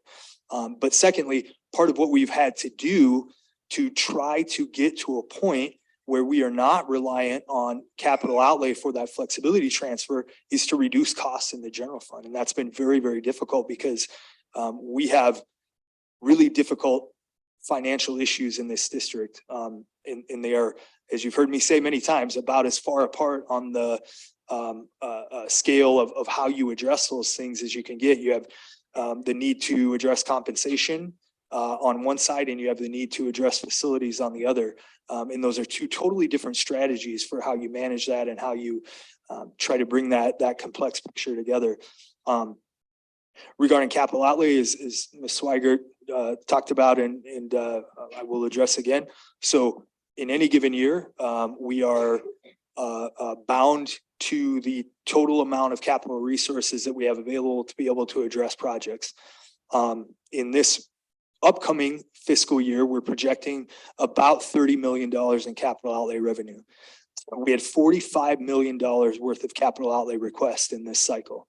That does not count the debt service that the district is encumbered to, lease payments that the district is encumbered to, and several of those items that come right off the top of that budget. So really, when you get down to it, we're probably looking at about $15 million worth of resources to spread around the district. That includes curriculum, that includes busing, that includes all of these different big bucket items, including large scale maintenance, construction issues for the district. So it's really, really vast in terms of how you try to structure a budget to address all of those particular issues.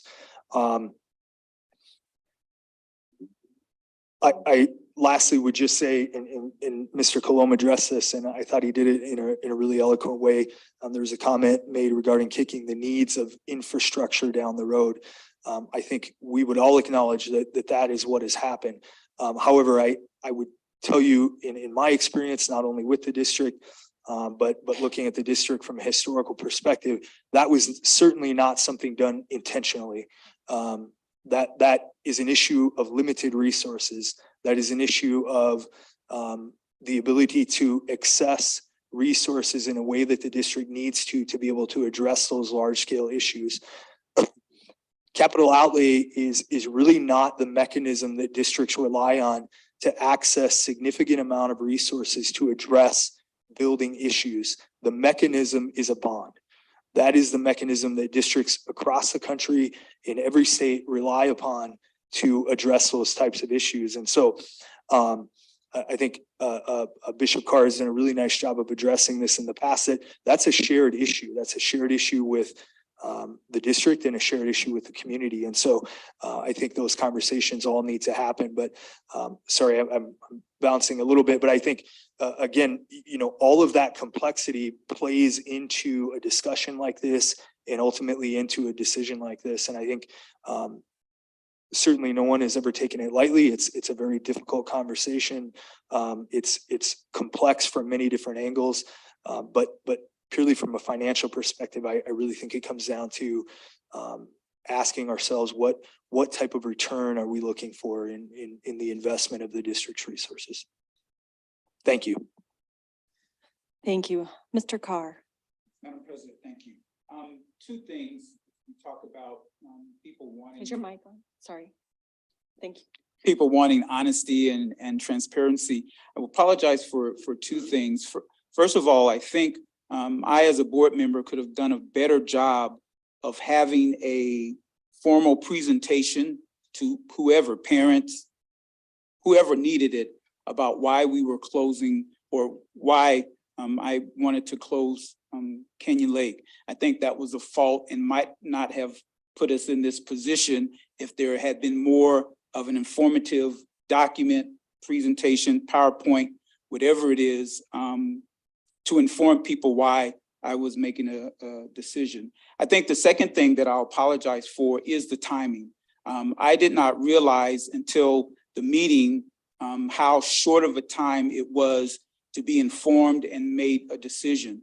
To back up a little bit, when I came on the board, I kept hearing about the talk of closing Canyon Lake and closing. We need to close it. We need to do it. So I came on the board wanting to get things done. So I was like, boom, let's close. Everybody's talking about closing it. Court says we need to close it. Let's close it. And so what I didn't factor in, again, which I will apologize, I did not I did not realize the emotion of that decision until I went to into the meeting. And so I think I was honest about still feeling like that facility, the school, should be closed. And so I think at the end, what really got to me, and I'm pretty kind of a hardcore guy, what really got to me was this. I'm sorry, I don't know your name. Yeah, yeah. Your yeah. Your presentation at the end of, I mean, I felt like a home wrecker. I mean, you're coming in, I mean, it was like you're coming in and you're taking away our kids and you take away our families and we're going to be traumatized. And I didn't know how to respond to that or how to give you something. I think you actually asked, give us something. That's what's in my mind right now. And so I left that meeting thinking, okay, if I'm still thinking that it needs to close, at least I can give them time to process, to think, to do. And that's why I'm going to be in favor of this proposal. So it's my way, even though I still feel that it needs to be closed. It's just my way of giving something to, in some type of way, alleviate the pain and the struggle that I heard and that I hear tonight about the school closing. Thank you, Madam President. Mr. Berkland. Thank you. I need to start raising my hand faster because once again, pretty much what I was going to say.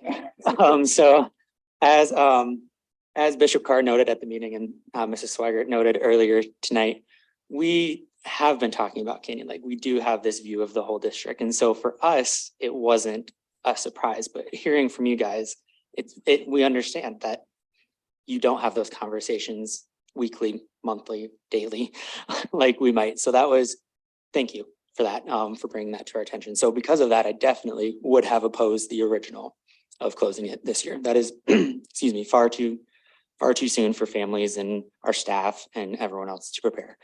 At the same time, like Mr. Clow mentioned, like Bishop Carr mentioned here a little bit, I don't want to keep putting this off and having it become well, maybe this time. And like I kind of mentioned on Tuesday, it's unfortunate that someone has to be the group, and I'm sorry that you likely will be the group. But I do want to give you that time to process and prepare. And like Mrs. Swigert said, if something does come up, I can't speak for the whole board, am like amicable to having those discussions then. But I do want to say we are looking at the end of 23, 24, just so that we do have some kind of no longer putting this off, no longer saying, well, maybe, who knows? And then we're all the board, the community, all of you living in this state of flux. I do like having a date on it. So I think that this is put forth well. There are some wording things that once we get to that point, I don't know when is appropriate to do that. But when we get to that point, there's some wording that I would like to change around a little bit. But yeah, just once again, I want to thank you all for bringing me into kind of a different perspective. Kind of like Bishop Carr mentioned, it's easier to say, yeah, let's just do it. And I don't want to get off on a technicality. Sure, maybe we could have done it this year, but I don't want to run this board or play with the law on a technicality. So I do want to give you that time, but at the same time, I do think from a district-wide perspective that unfortunately the time is coming, and I think it does make sense to put a date on it to just let all of us know that we're not going to live in a state of flux anymore. So thank you. Mrs. Clapham. Just really quick, as I was listening to Clay, and I think, in the spirit of, because I do understand what you're saying, like with the possibility, and we could what if all day, but with the possibility of in October, what if something happened to another building? Like that's a realistic thing to consider. And I do think the language of it does say recommended. So I do think we are left with, we're not saying like the law doesn't tie us down, lock us to the padlock and say, we cannot possibly under any circumstances change this or alter this. Like that's not actually the case. So I absolutely want to honor and respect like that perspective. And I'm glad you brought it up because it is something to consider. But I do think with the language, the way this is written, I think we would be safe in a sense that, in our conversations, we're looking at all three other schools that, you know, and what would we do? What's our contingency plans? Like maybe we have 4 contingency plans. I don't know. You know, that's to be discussed, but I think this does allow us to have those contingency plans if anything goes sideways, in the meantime. Okay. I had one more thing. Okay, go ahead, Mr. Berkeley. Just to kind of piggyback off what Jamie said there, and to Mr. Colom's point as well. With the word recommended and just really in general, we can always come back and change our minds, which is part of the reason of this timing. But I also do kind of want to add into that, that I don't think any of us, and hopefully any of you, intend to just change our minds all willy-nilly. We are going to go through this process, and I know that there's no guarantee that we go through this process, but I will make the commitment to go through this process. And should things come up during that? Absolutely. But I also, like I said earlier, I don't want to give this false hope of like, I don't want this next year to be framed from this perspective of we need to spend the year trying to change Michael Berkland's mind. I want it to be framed from this perspective of, yeah, see, we need to take this next year to come up with solutions that benefit not only Canyon Lake, but our district as a whole. So thank you. Thank you for those comments. Deb Baker. I just want to thank each and every one of you guys for coming here tonight. I know it's had to be really difficult for you. The first gal that got up about made me cry, and I hate crying in public. So yeah, so I just want to thank you guys for coming because I know this is hard. I mean, I have babies too. I did. They're big now. They're not little babies now, but I can put myself in your position, and I know it'd be really, really stinking hard. So I just appreciate you guys coming, and this is the 4th time counting tonight that I have been involved in talking about closing this school down. And so this is really hard. We do keep kicking this can down the road. And so we need to, I'm on board with waiting the year, and we'll work with you guys and we'll get through this. And I thank you again for coming. Bishop Carr. I just want to be clear about 2 things. I read the policy, but I'm going to reread the policy and understand what it says about parental and community involvement, in the fact that if it's that we just have to get input from them, that's different than being part of the decision-making process. And so I don't want that to be convoluted. There's a difference between letting the public and the parents know what we're going to do, and then getting input to make our decision, and then being a part, that the community being a part of the actual decision process. So I want to be clear in my mind for that, and that my vote will be to close the school next year. And not because there was comments about a desire for us to start the process over again. And so I want to be clear that my vote is not necessarily to start the process over, to figure out a way to keep it open, but to close it. But I do then, after saying all that, agree that it's not out of the realm of possibilities that we may amend the vote. I mean, there's, who knows what's going to happen between now and next year that will cause us to have to make a different decision. But I just want to just make the statement to be clear that for me, this vote is to close next year. Very good. My mic wasn't. They heard me. Oh, Mr. Colom. Thank you. I guess I don't want to try to debate that policy on you, but I appreciate you saying that, Bishop Carr, and, reiterate it's, we do need the community's involvement, their feedback. But again, at the end of the day, it's the 7 seats here that do make that decision. But, and where I think, maybe again, we did live up to the letter of our policy or of the law, how we did it. I just don't think it was done in a very good way for people, just not in a timely manner. And when we do this in the future, having, just clear expectations of we're going to close the school down. When is it going to happen? How are you properly notified? What are your options? What's going to happen to your students? I mean, these are, very difficult things for families. And that's where, again, where I opposed it of, that was just, wasn't properly communicated to everybody. So, thank you. Thank you. I don't see any other hands, so I will just make my comments now too. To an earlier comment, some of us have been here, and this would be probably 6th, 7th, 8th time I've heard this. And so it does feel like I've already known it. And of course, some of you are brand new. Some, teachers, et cetera, have been in the past notified in some ways, and they've been told, well, they're going to do this, and then the board doesn't do it. So then that's false hope. Nope, it's still open. Yes, of course, we can still use this and that. I would recommend that part of going through this policy is the policy of letting you know what's going on. I would recommend that you watch the December 14th, 2021 Special Board of Education meeting with Dr. Simon and Kumar giving a very well done presentation that this really needs to happen. It starts at 36 minutes in, just so you know, you don't have to listen to that first 36. And then Kumar explains that it's not just a broiler problem. At minute 48, he goes on for quite some time that there's rust when you get into the pipes to replace the pipes, that vibration then gets more rust into the other.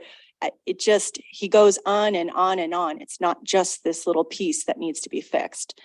And then there's a very good comments from Amy Palicki and Dr. Simon. I think I remember Mr. Sassy even talking a bit too, and Kumar again at 1:38. Very important to listen to if you don't listen to the whole thing. It just gives a better perspective that we, at least some of us board members, have had in our heads for a year and a half. Part of that conversation at 1:38 was that we were going to notify in 2022 in the spring that we would be closing for the next 2023. So, and that just didn't happen because of the chaos, Dr. Simon's resignation, everything that was going on in that spring. The facilities committee was supposed to keep having those conversations and probably would have gotten to a point where they would have noticed that policy and said, okay, here we need the input from the families and what that actually looks like. It didn't happen. And at this point, I think that, and I trust the administration, they were following up on our, vote from the February 2022 emergency declaration. And that's why I trusted them. Obviously, there needed to be a little bit more notification. And so all of us obviously are sorry about that. We will do better in this next year, but we are not going to kick this can down the road anymore. So with that, and I see no other hands, we have a motion and a second on this amendment to the Canyon Lake Elementary closure, and we will need a roll call vote. Sorry, Madam President, I have one. Oh, yes. Go Minor, ahead. can I make one minor motion to amend? After the word instructionally, I think we need another word in there, like appropriate. Where are you at? At the second paragraph, it just says in an instructionally and safe manner. Sorry, it's little things, but I just can't let them go. Okay. If we're gonna do it, we're gonna do it.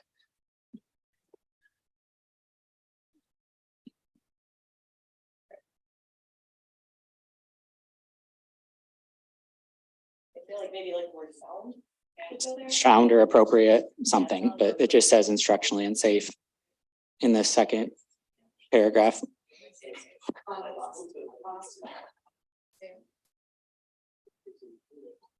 Yes. Yeah.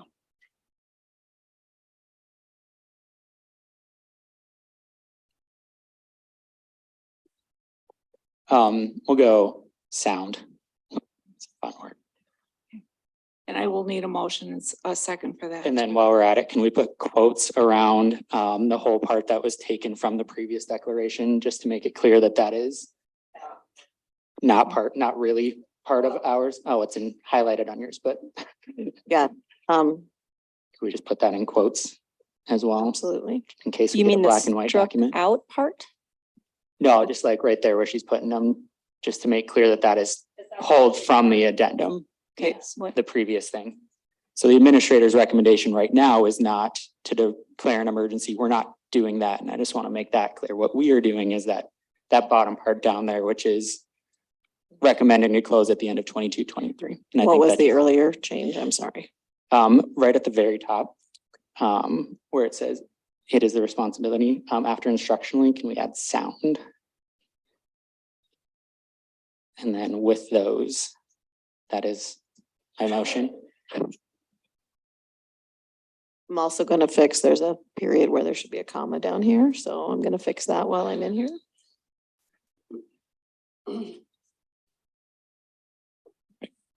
So I would make a motion to accept all of the edits from Mr. Berkland and Mrs. So Snyder. you're seconding his motion? Okay, well, I Yes. wasn't quite sure. I heard sure to That's say, okay. it, but I didn't know if we needed to add everything that was just said, but I will second it then. Okay, we have three motions on the table. Yes. The original, the amendment, and the amended one. Sorry. so on the corrections, we're voting roll call. So mine, sorry. For the Clear. corrections? Yes. Okay. Okay. Kate, Yes. Troy, Yes. Jim, No, Deb, Yes. Clay, Yes. Jamie, Yes. and Michael. Yes. Motion carries 6-1. All right, on the motion to amend this with this new wording, With Mr. Carr and Ms. Baker making those motions. yes, roll call, please. Kate, Yes. Troy, Yes. Deb, Yes. Jim, no, Clay, Yes. Jamie, Yes. Yes. Michael. Motion carries 6-1. And the original motion, Kate, No. Wait, Troy, I'm confused. Oh, sorry, so the 'Cause we original, Amended The original amended Let the me- original motion, so that negated the original motion. Altogether, right? I think it does, you would Does have it? to. Okay. I think it does, you would Yeah, have I to think it vote your negates the opposite. original motion. okay, then we're good. Okay. All right, moving on to superintendent employment recommendation. I need a motion. I make a motion. Deb, Second. Clay, discussion?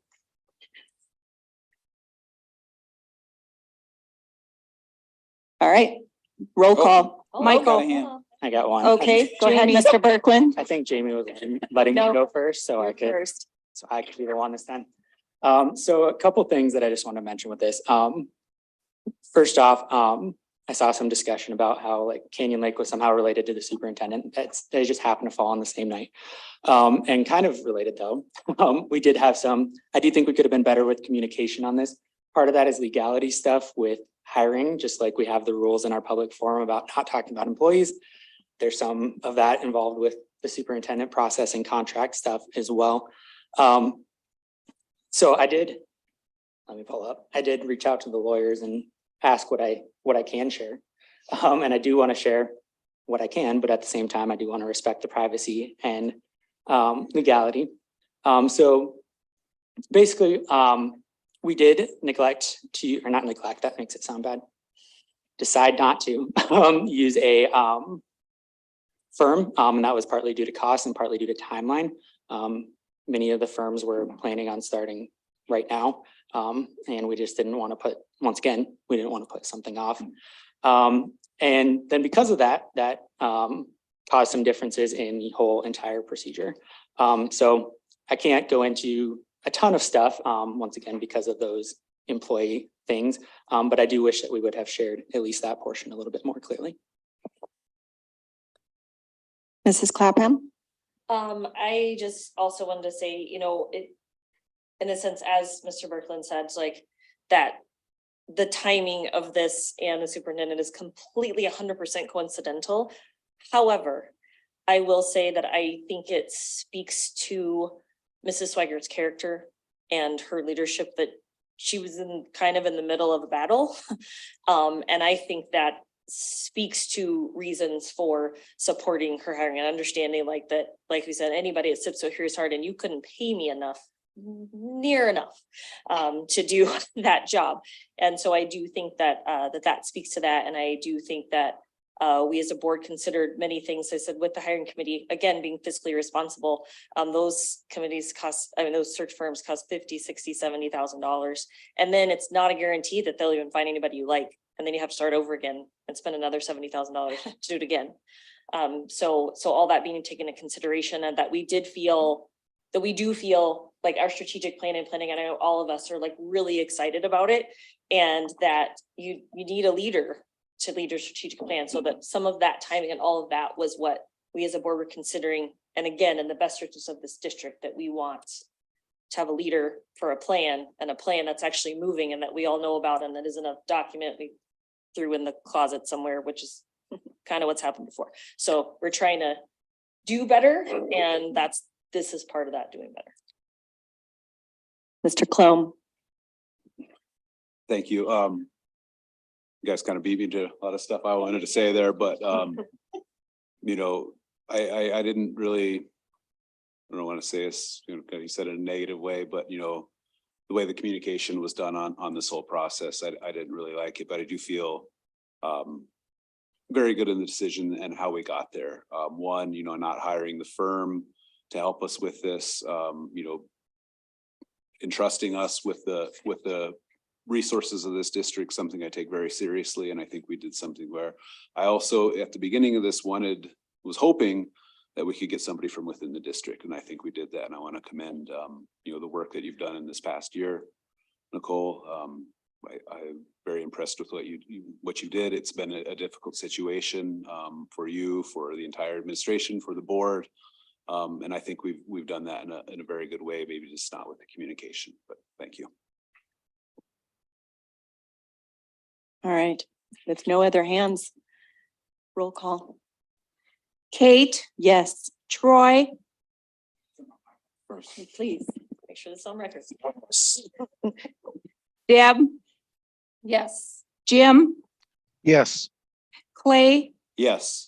Jamie, Yes. and Michael. Yes. Motion carries 7-0. Congratulations.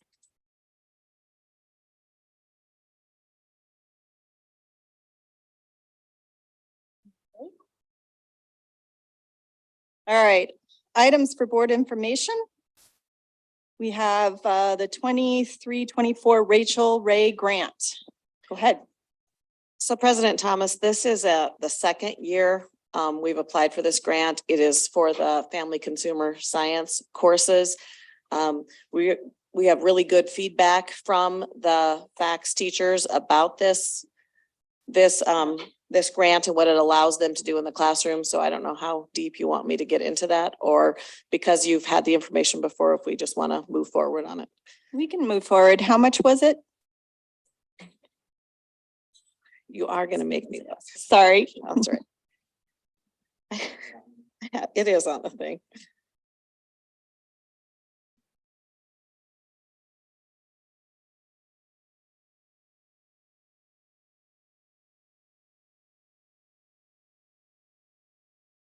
And how many classes does it affect? Do we know? It just says that Central and Stevens will apply for the grant with the Rachel Ray Foundation Pro Start Grows Grant. Okay. It does not have the amount listed. Okay. I think we can go forward with it then. Any other questions from board members on it? All right. On to the superintendent report, please. Kevin left, but I did want to say that when Kevin said 1967 was a really long time ago, that was the year I was born. So, you know, I'm going to give Kevin a hard time at the next steering committee or the next board meeting.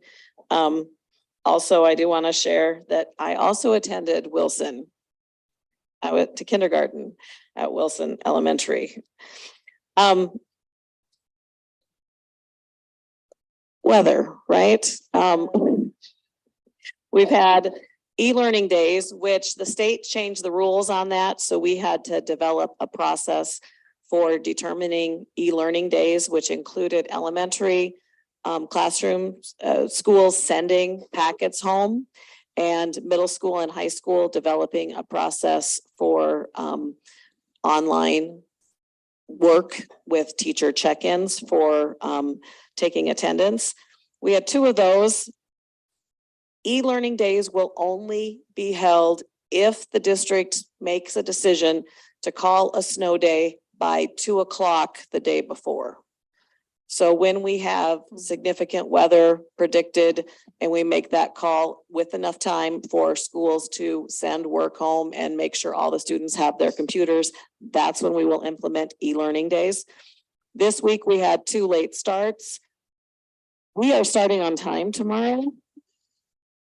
We are. I have every intention, unless something changes overnight.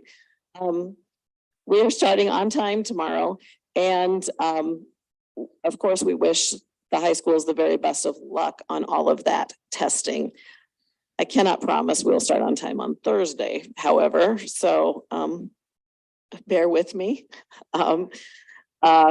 Believe me, I do not relish getting texts at 2:30 in the morning from the plow crew and the buildings and grounds and the bus driver, and having to make those decisions. Since we last met, we had state wrestling. That was super exciting. And all state tournaments are wonderful to be a part of. And I would like to put a shout out to our athletic directors. That is huge. And hosting a state tournament and all of the work that Jared and Jordan do and all of the workers to make those state events happen. Their jobs are incredibly difficult, and they deserve a shout out for all of the additional time. But they live at the monument during state tournaments. They literally don't leave, and so they deserve a shout out. Some things that have been happening in the various offices since the last board meeting. The assistant superintendent's office, Mike, has been working hard with the school improvement plans, listening to those. All report out, and he's going to have a report for the board moving forward on those. Next week, I will be in Chicago, but Mr. Talley is going to host the study session next week. I know he's really super excited about that. He is going to be talking about evidence-based learning. Is that what we're using right now? Evidence-based learning and behavior issues throughout the districts. We have talked numerous times about K-12. We have significant issues with behavior, and the district needs to have a reaction and a plan to deal with that. So I look forward to zooming in and watching that.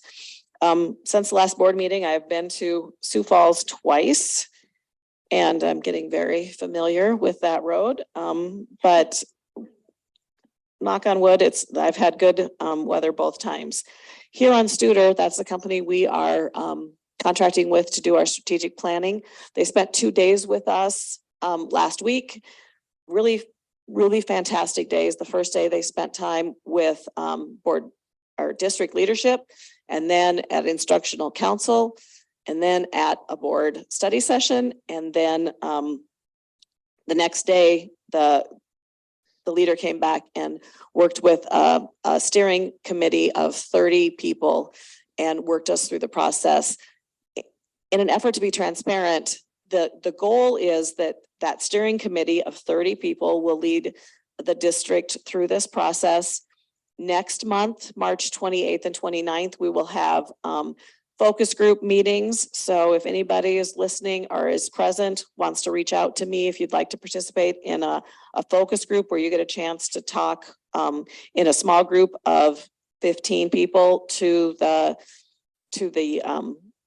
our strategic planner to help make that process work. She will then take all that information she gathers at the focus groups and bring that back to the steering committee in April. Then we will come together again in May and twice, I think, in May. And then we will in June bring forth, hopefully, a new strategic plan for the district. So we are no longer operating on a 2-year outdated strategic plan. So that's the process coming up.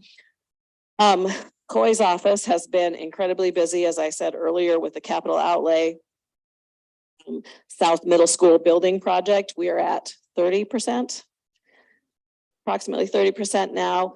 Finance Committee has been meeting more often because we need to make a plan. And as I've said before, part of the reason it is so hard for us to make the budget work the best for us is we don't find out until the last day of the legislative session what our funding is. That is the 40th day of the legislative session is this Thursday. So pay attention, although they don't have to end at the end of the day on Thursday. They just don't ring the bell and they just keep going. So it really can go into the 41st day, which is against the state constitution, but they will go till they make a decision and then they'll come back March 27th if anything is vetoed.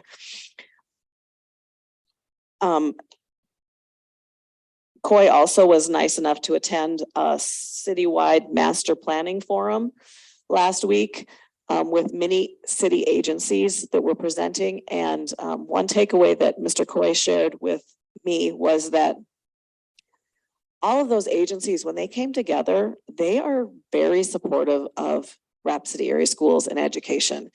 And they want us to be the absolute best that we can be and, you know, do things like a bond and have the best schools. They recognize that how public education functions in Rapid City reflects on the whole community. And so I appreciated him going to that. The Teaching, Learning, and Innovation group has been, instructional council is a huge part of that work this year. So the math pilots, the second one with Origo, those are happening now. Those wrap up March 17th, March 26th. That team will come together. They will make a recommendation that will come to instructional council on March 27th. So hopefully then we will know about the direction that's going to be brought forth to the board for the math curriculum. We also have had a significant number of really amazing teachers come forward with ideas to pilot courses this year. And I really enjoyed Sean Binder's presentation last week with a pilot of how high school students can work and get credit for that work through a very kind of structured process. And I look forward to seeing how that pilot works for Rapid City High School next year, because I'd like to see it expand out to Central and Stevens if possible. Also, because of our RIF process, Valerie's office has taken over the college and career readiness. And so her group working to integrate that college and career readiness and the pathways in, I just want to recognize how much she's really taken on and embraced that work. And I'm very appreciative of her and her team. Nicole Keegan has agreed to step up and do some work with the advanced placement as we move in. Like today was the last day they could pay for tests. So she worked really hard on that and I appreciated that this week. We have also reached out to Catherine Sosa because Dr. Bruckner also chose by choice to leave the district. So Catherine Sosa, when she gets back from a vacation, she's going to come and work with us on the AP moving forward so that we can get some training and understanding of how to do that testing as it comes up.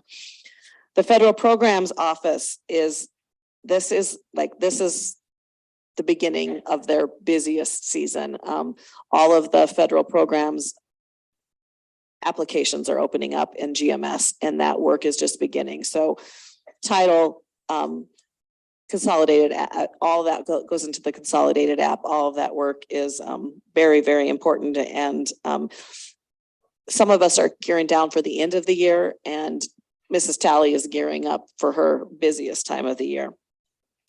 Dr. Hafer is working really hard on SPED staffing and budget plans for next year. Everybody is thinking budgets right now. Coy is talking budgets.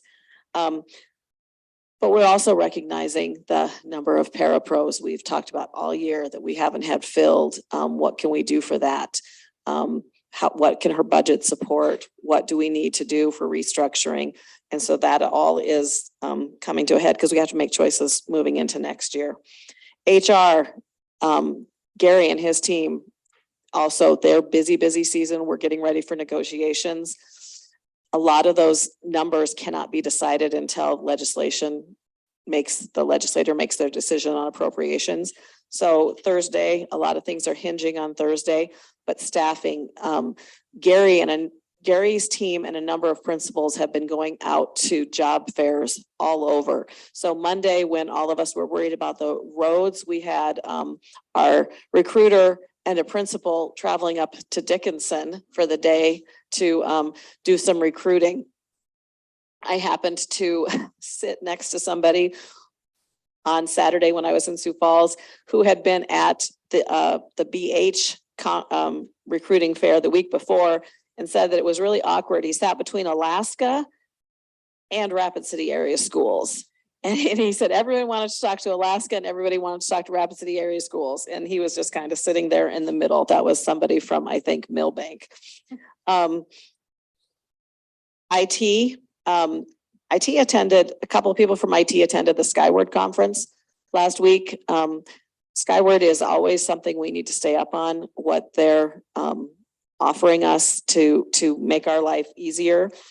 The school safety study session last week, I would once again encourage anybody who's watching this on YouTube to go back and watch last week's study session on school safety with Mr. Garland. Lots of really good information came out of that study session. I met with the Performing Arts Council over at Rapid City High School. Mr. Birkland has a seat on their board. We wanted to talk about continuing that partnership.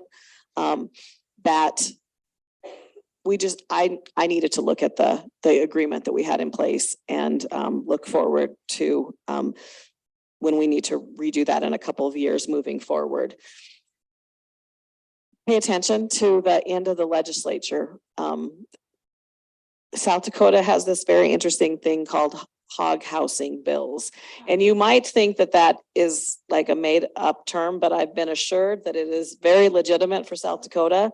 But bills and things that absolutely we think are killed and go to bed, all of a sudden come back up this last week or they started coming back end of last week. And something that totally disappeared is now back. And if it doesn't go into committee, if it can get voted on without going through the process of all the other things. And we as citizens just need to really pay attention to that, because everything that passes at the end of the session impacts the general fund, which impacts school funding and funding for a lot of other things. So we might get tired of hearing about the legislature as we go 40 days in. We can't get tired. We have to pay almost more attention to it at the end. I met last week with WDT. We were having conversations about the on-campus courses. We've talked about that in an MOU earlier that they had not signed. I'm excited to say I'll be bringing back an MOU next at the next board meeting. We have come to an agreement for them to offer on-campus courses on our campus with their instructors without us having to pay the $150,000 fee they charged us this year. So I'm really excited about that. Early March is Dr. Seuss Day. Read. I got the best pictures sent to me from all the kids dressed up with Dr. Seuss. I know that some schools had green eggs and ham. I was glad I was busy that morning, I think. I was able to give the welcoming remarks to United in song. Not only did I enjoy taking my mom to that and spending some time with her, our music programs in our district, they are unsurpassed. I think we could compete with any music programs in the entire nation. March is Music in Our Schools Month. So last Thursday was United in Song. 7th and 8th grade choirs all came together with the Stevens and Central concert choirs. They're amazing. I mean, it was amazing to listen to the talent on that stage. This weekend is the band festival. I get to go out to dinner with the guest conductor on Thursday night and do the welcoming at the Friday night show, I think. And the next weekend is the orchestra strings in concert. So I learned that Music in Our Schools month started in 1985 with a 1 day, and it expanded to a month. And obviously, a district like Rapid City that honors music and has such a fantastic program, we need the whole month because it's going to take us many weeks to have all of those things happen for our students. Last Friday was the last professional development day of this school year for teachers. And I spent the morning with the AP teachers from around the district and with the CTE instructors. Amazing, amazing people in both groups. And I know that Mr. Talley was at multiple buildings. In fact, I heard that he ran a group at Stevens High School. I did. He did. So shout out to him for doing that.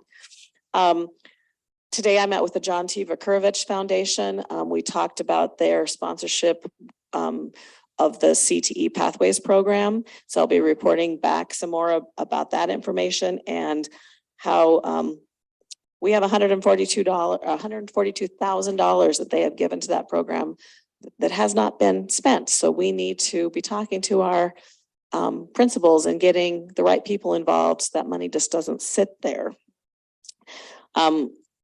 Tomorrow, the assistant superintendent position will be hired, Mr. Talley. It will be posted, so I hope it will be hired. Well, hired would be nice. Posted, it will be posted. So Mr. Talley has done an amazing job in that interim role this year as well.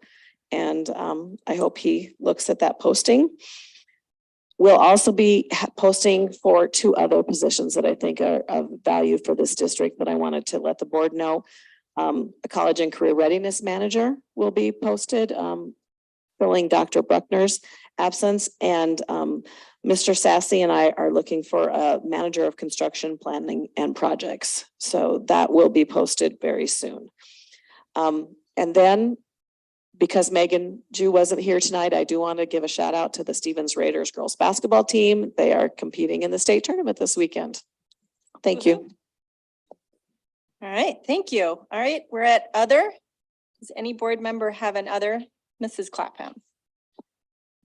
Promise to be fast. I wanted to give a shout out to Bishop Carr, who, it's actually National Reading Month, and he was out at Blackhawk this week reading to kiddos, and I just really appreciate that. And just our community involvement. We actually also had Miss South Dakota come to read to kids, which was really cool to see and how excited they were. And just also to another shout out to all of our teachers of the year. I have had the privilege to actually sit in 4 or 5 of their classrooms, and it's pretty amazing. It's pretty amazing to watch, and we have some amazing educators in this district. So I am very grateful to the Public School Foundation for recognizing a few of them and reminding people what gifts we have in this district. Mr. Hanson.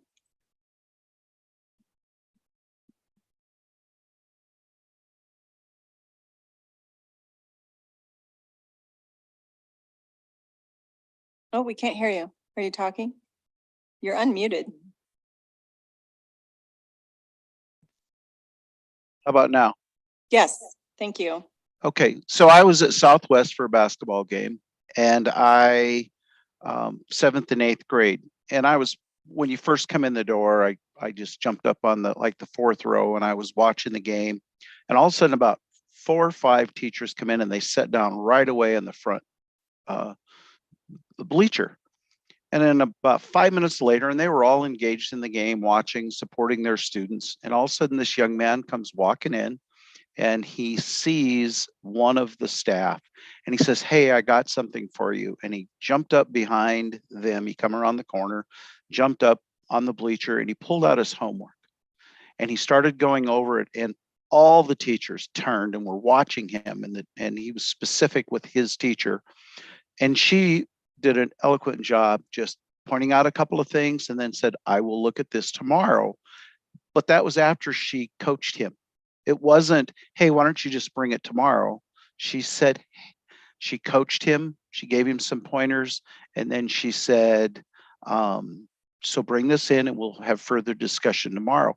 Well, he had a game plan. She allowed him to get his questions answered right there.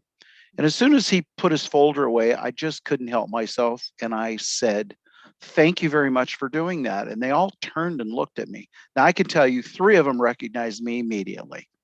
And the others kind of looked like, what are you doing? I said, I like that. Thank you. I said, you know, you're on your own time now, because it was way after 4.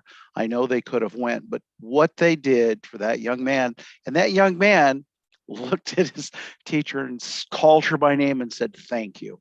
And then they watched the game and then they got up and left. And it just was another little episode that nobody sees. They don't see the extra that the teachers do. And so then the 4 or 5, we bantered back and forth on a couple of different things, but it was just so good to see how she took care of her student, and how the others, all they had to do was ask a question and they would have been involved. So I just wanted to say that to the teachers at Southwest, thank you for being excellent teachers. Mr. Berkland. Thank you. I just got a couple more shout outs, I guess. First off, to buildings and grounds to even get us into the schools. That's a lot of work, and they're getting these 2:30 a.m. phone calls, and I couldn't do it. So I appreciate that. And kind of along those same lines, to remind everyone that we do live in Rapid City, and sometimes your street might be fine, but my street might be 3 feet high. So when Mrs. Swigert has to make these difficult calls that I do not envy in the slightest, just please keep that in mind. The other thing I wanted to say is I was able to go see the Origo pilot at Ms. Moody's classroom, and I was not aware that she was one of our Teacher of the Year nominees. I had forgotten that, but it was very, very clear that she deserved that. I'm going to sound full of myself a little bit. I think I'm a great math teacher. She made me feel like the worst math teacher in the world after watching her class. It was so delightful how well her students worked together. Her classroom procedures and routines were so evident. She did this adorable little thing where she had them blow the answer in her hand and they just blew it up so that they didn't all shout it out. And then they said pop, and then they all shouted it out. And it was so great how easily she redirected, how they were all engaged. I was super, super impressed. So I just wanted to shout her out for that. Thank you. Any others? All right. I do appreciate everybody coming tonight. We are going to go into executive session. I need a motion and a second. I'll make a motion. Second. Deb and Clay for SDCL 1-25-2.1 and SDCL 1-25-2.4. Roll call. Kate, Yes. Troy, Deb, Yes. Jim, Yes. Clay, Yes. Jamie, Yes. Michael. Yes. Motion passes 7-0. Thank you. Thank you. Beatles.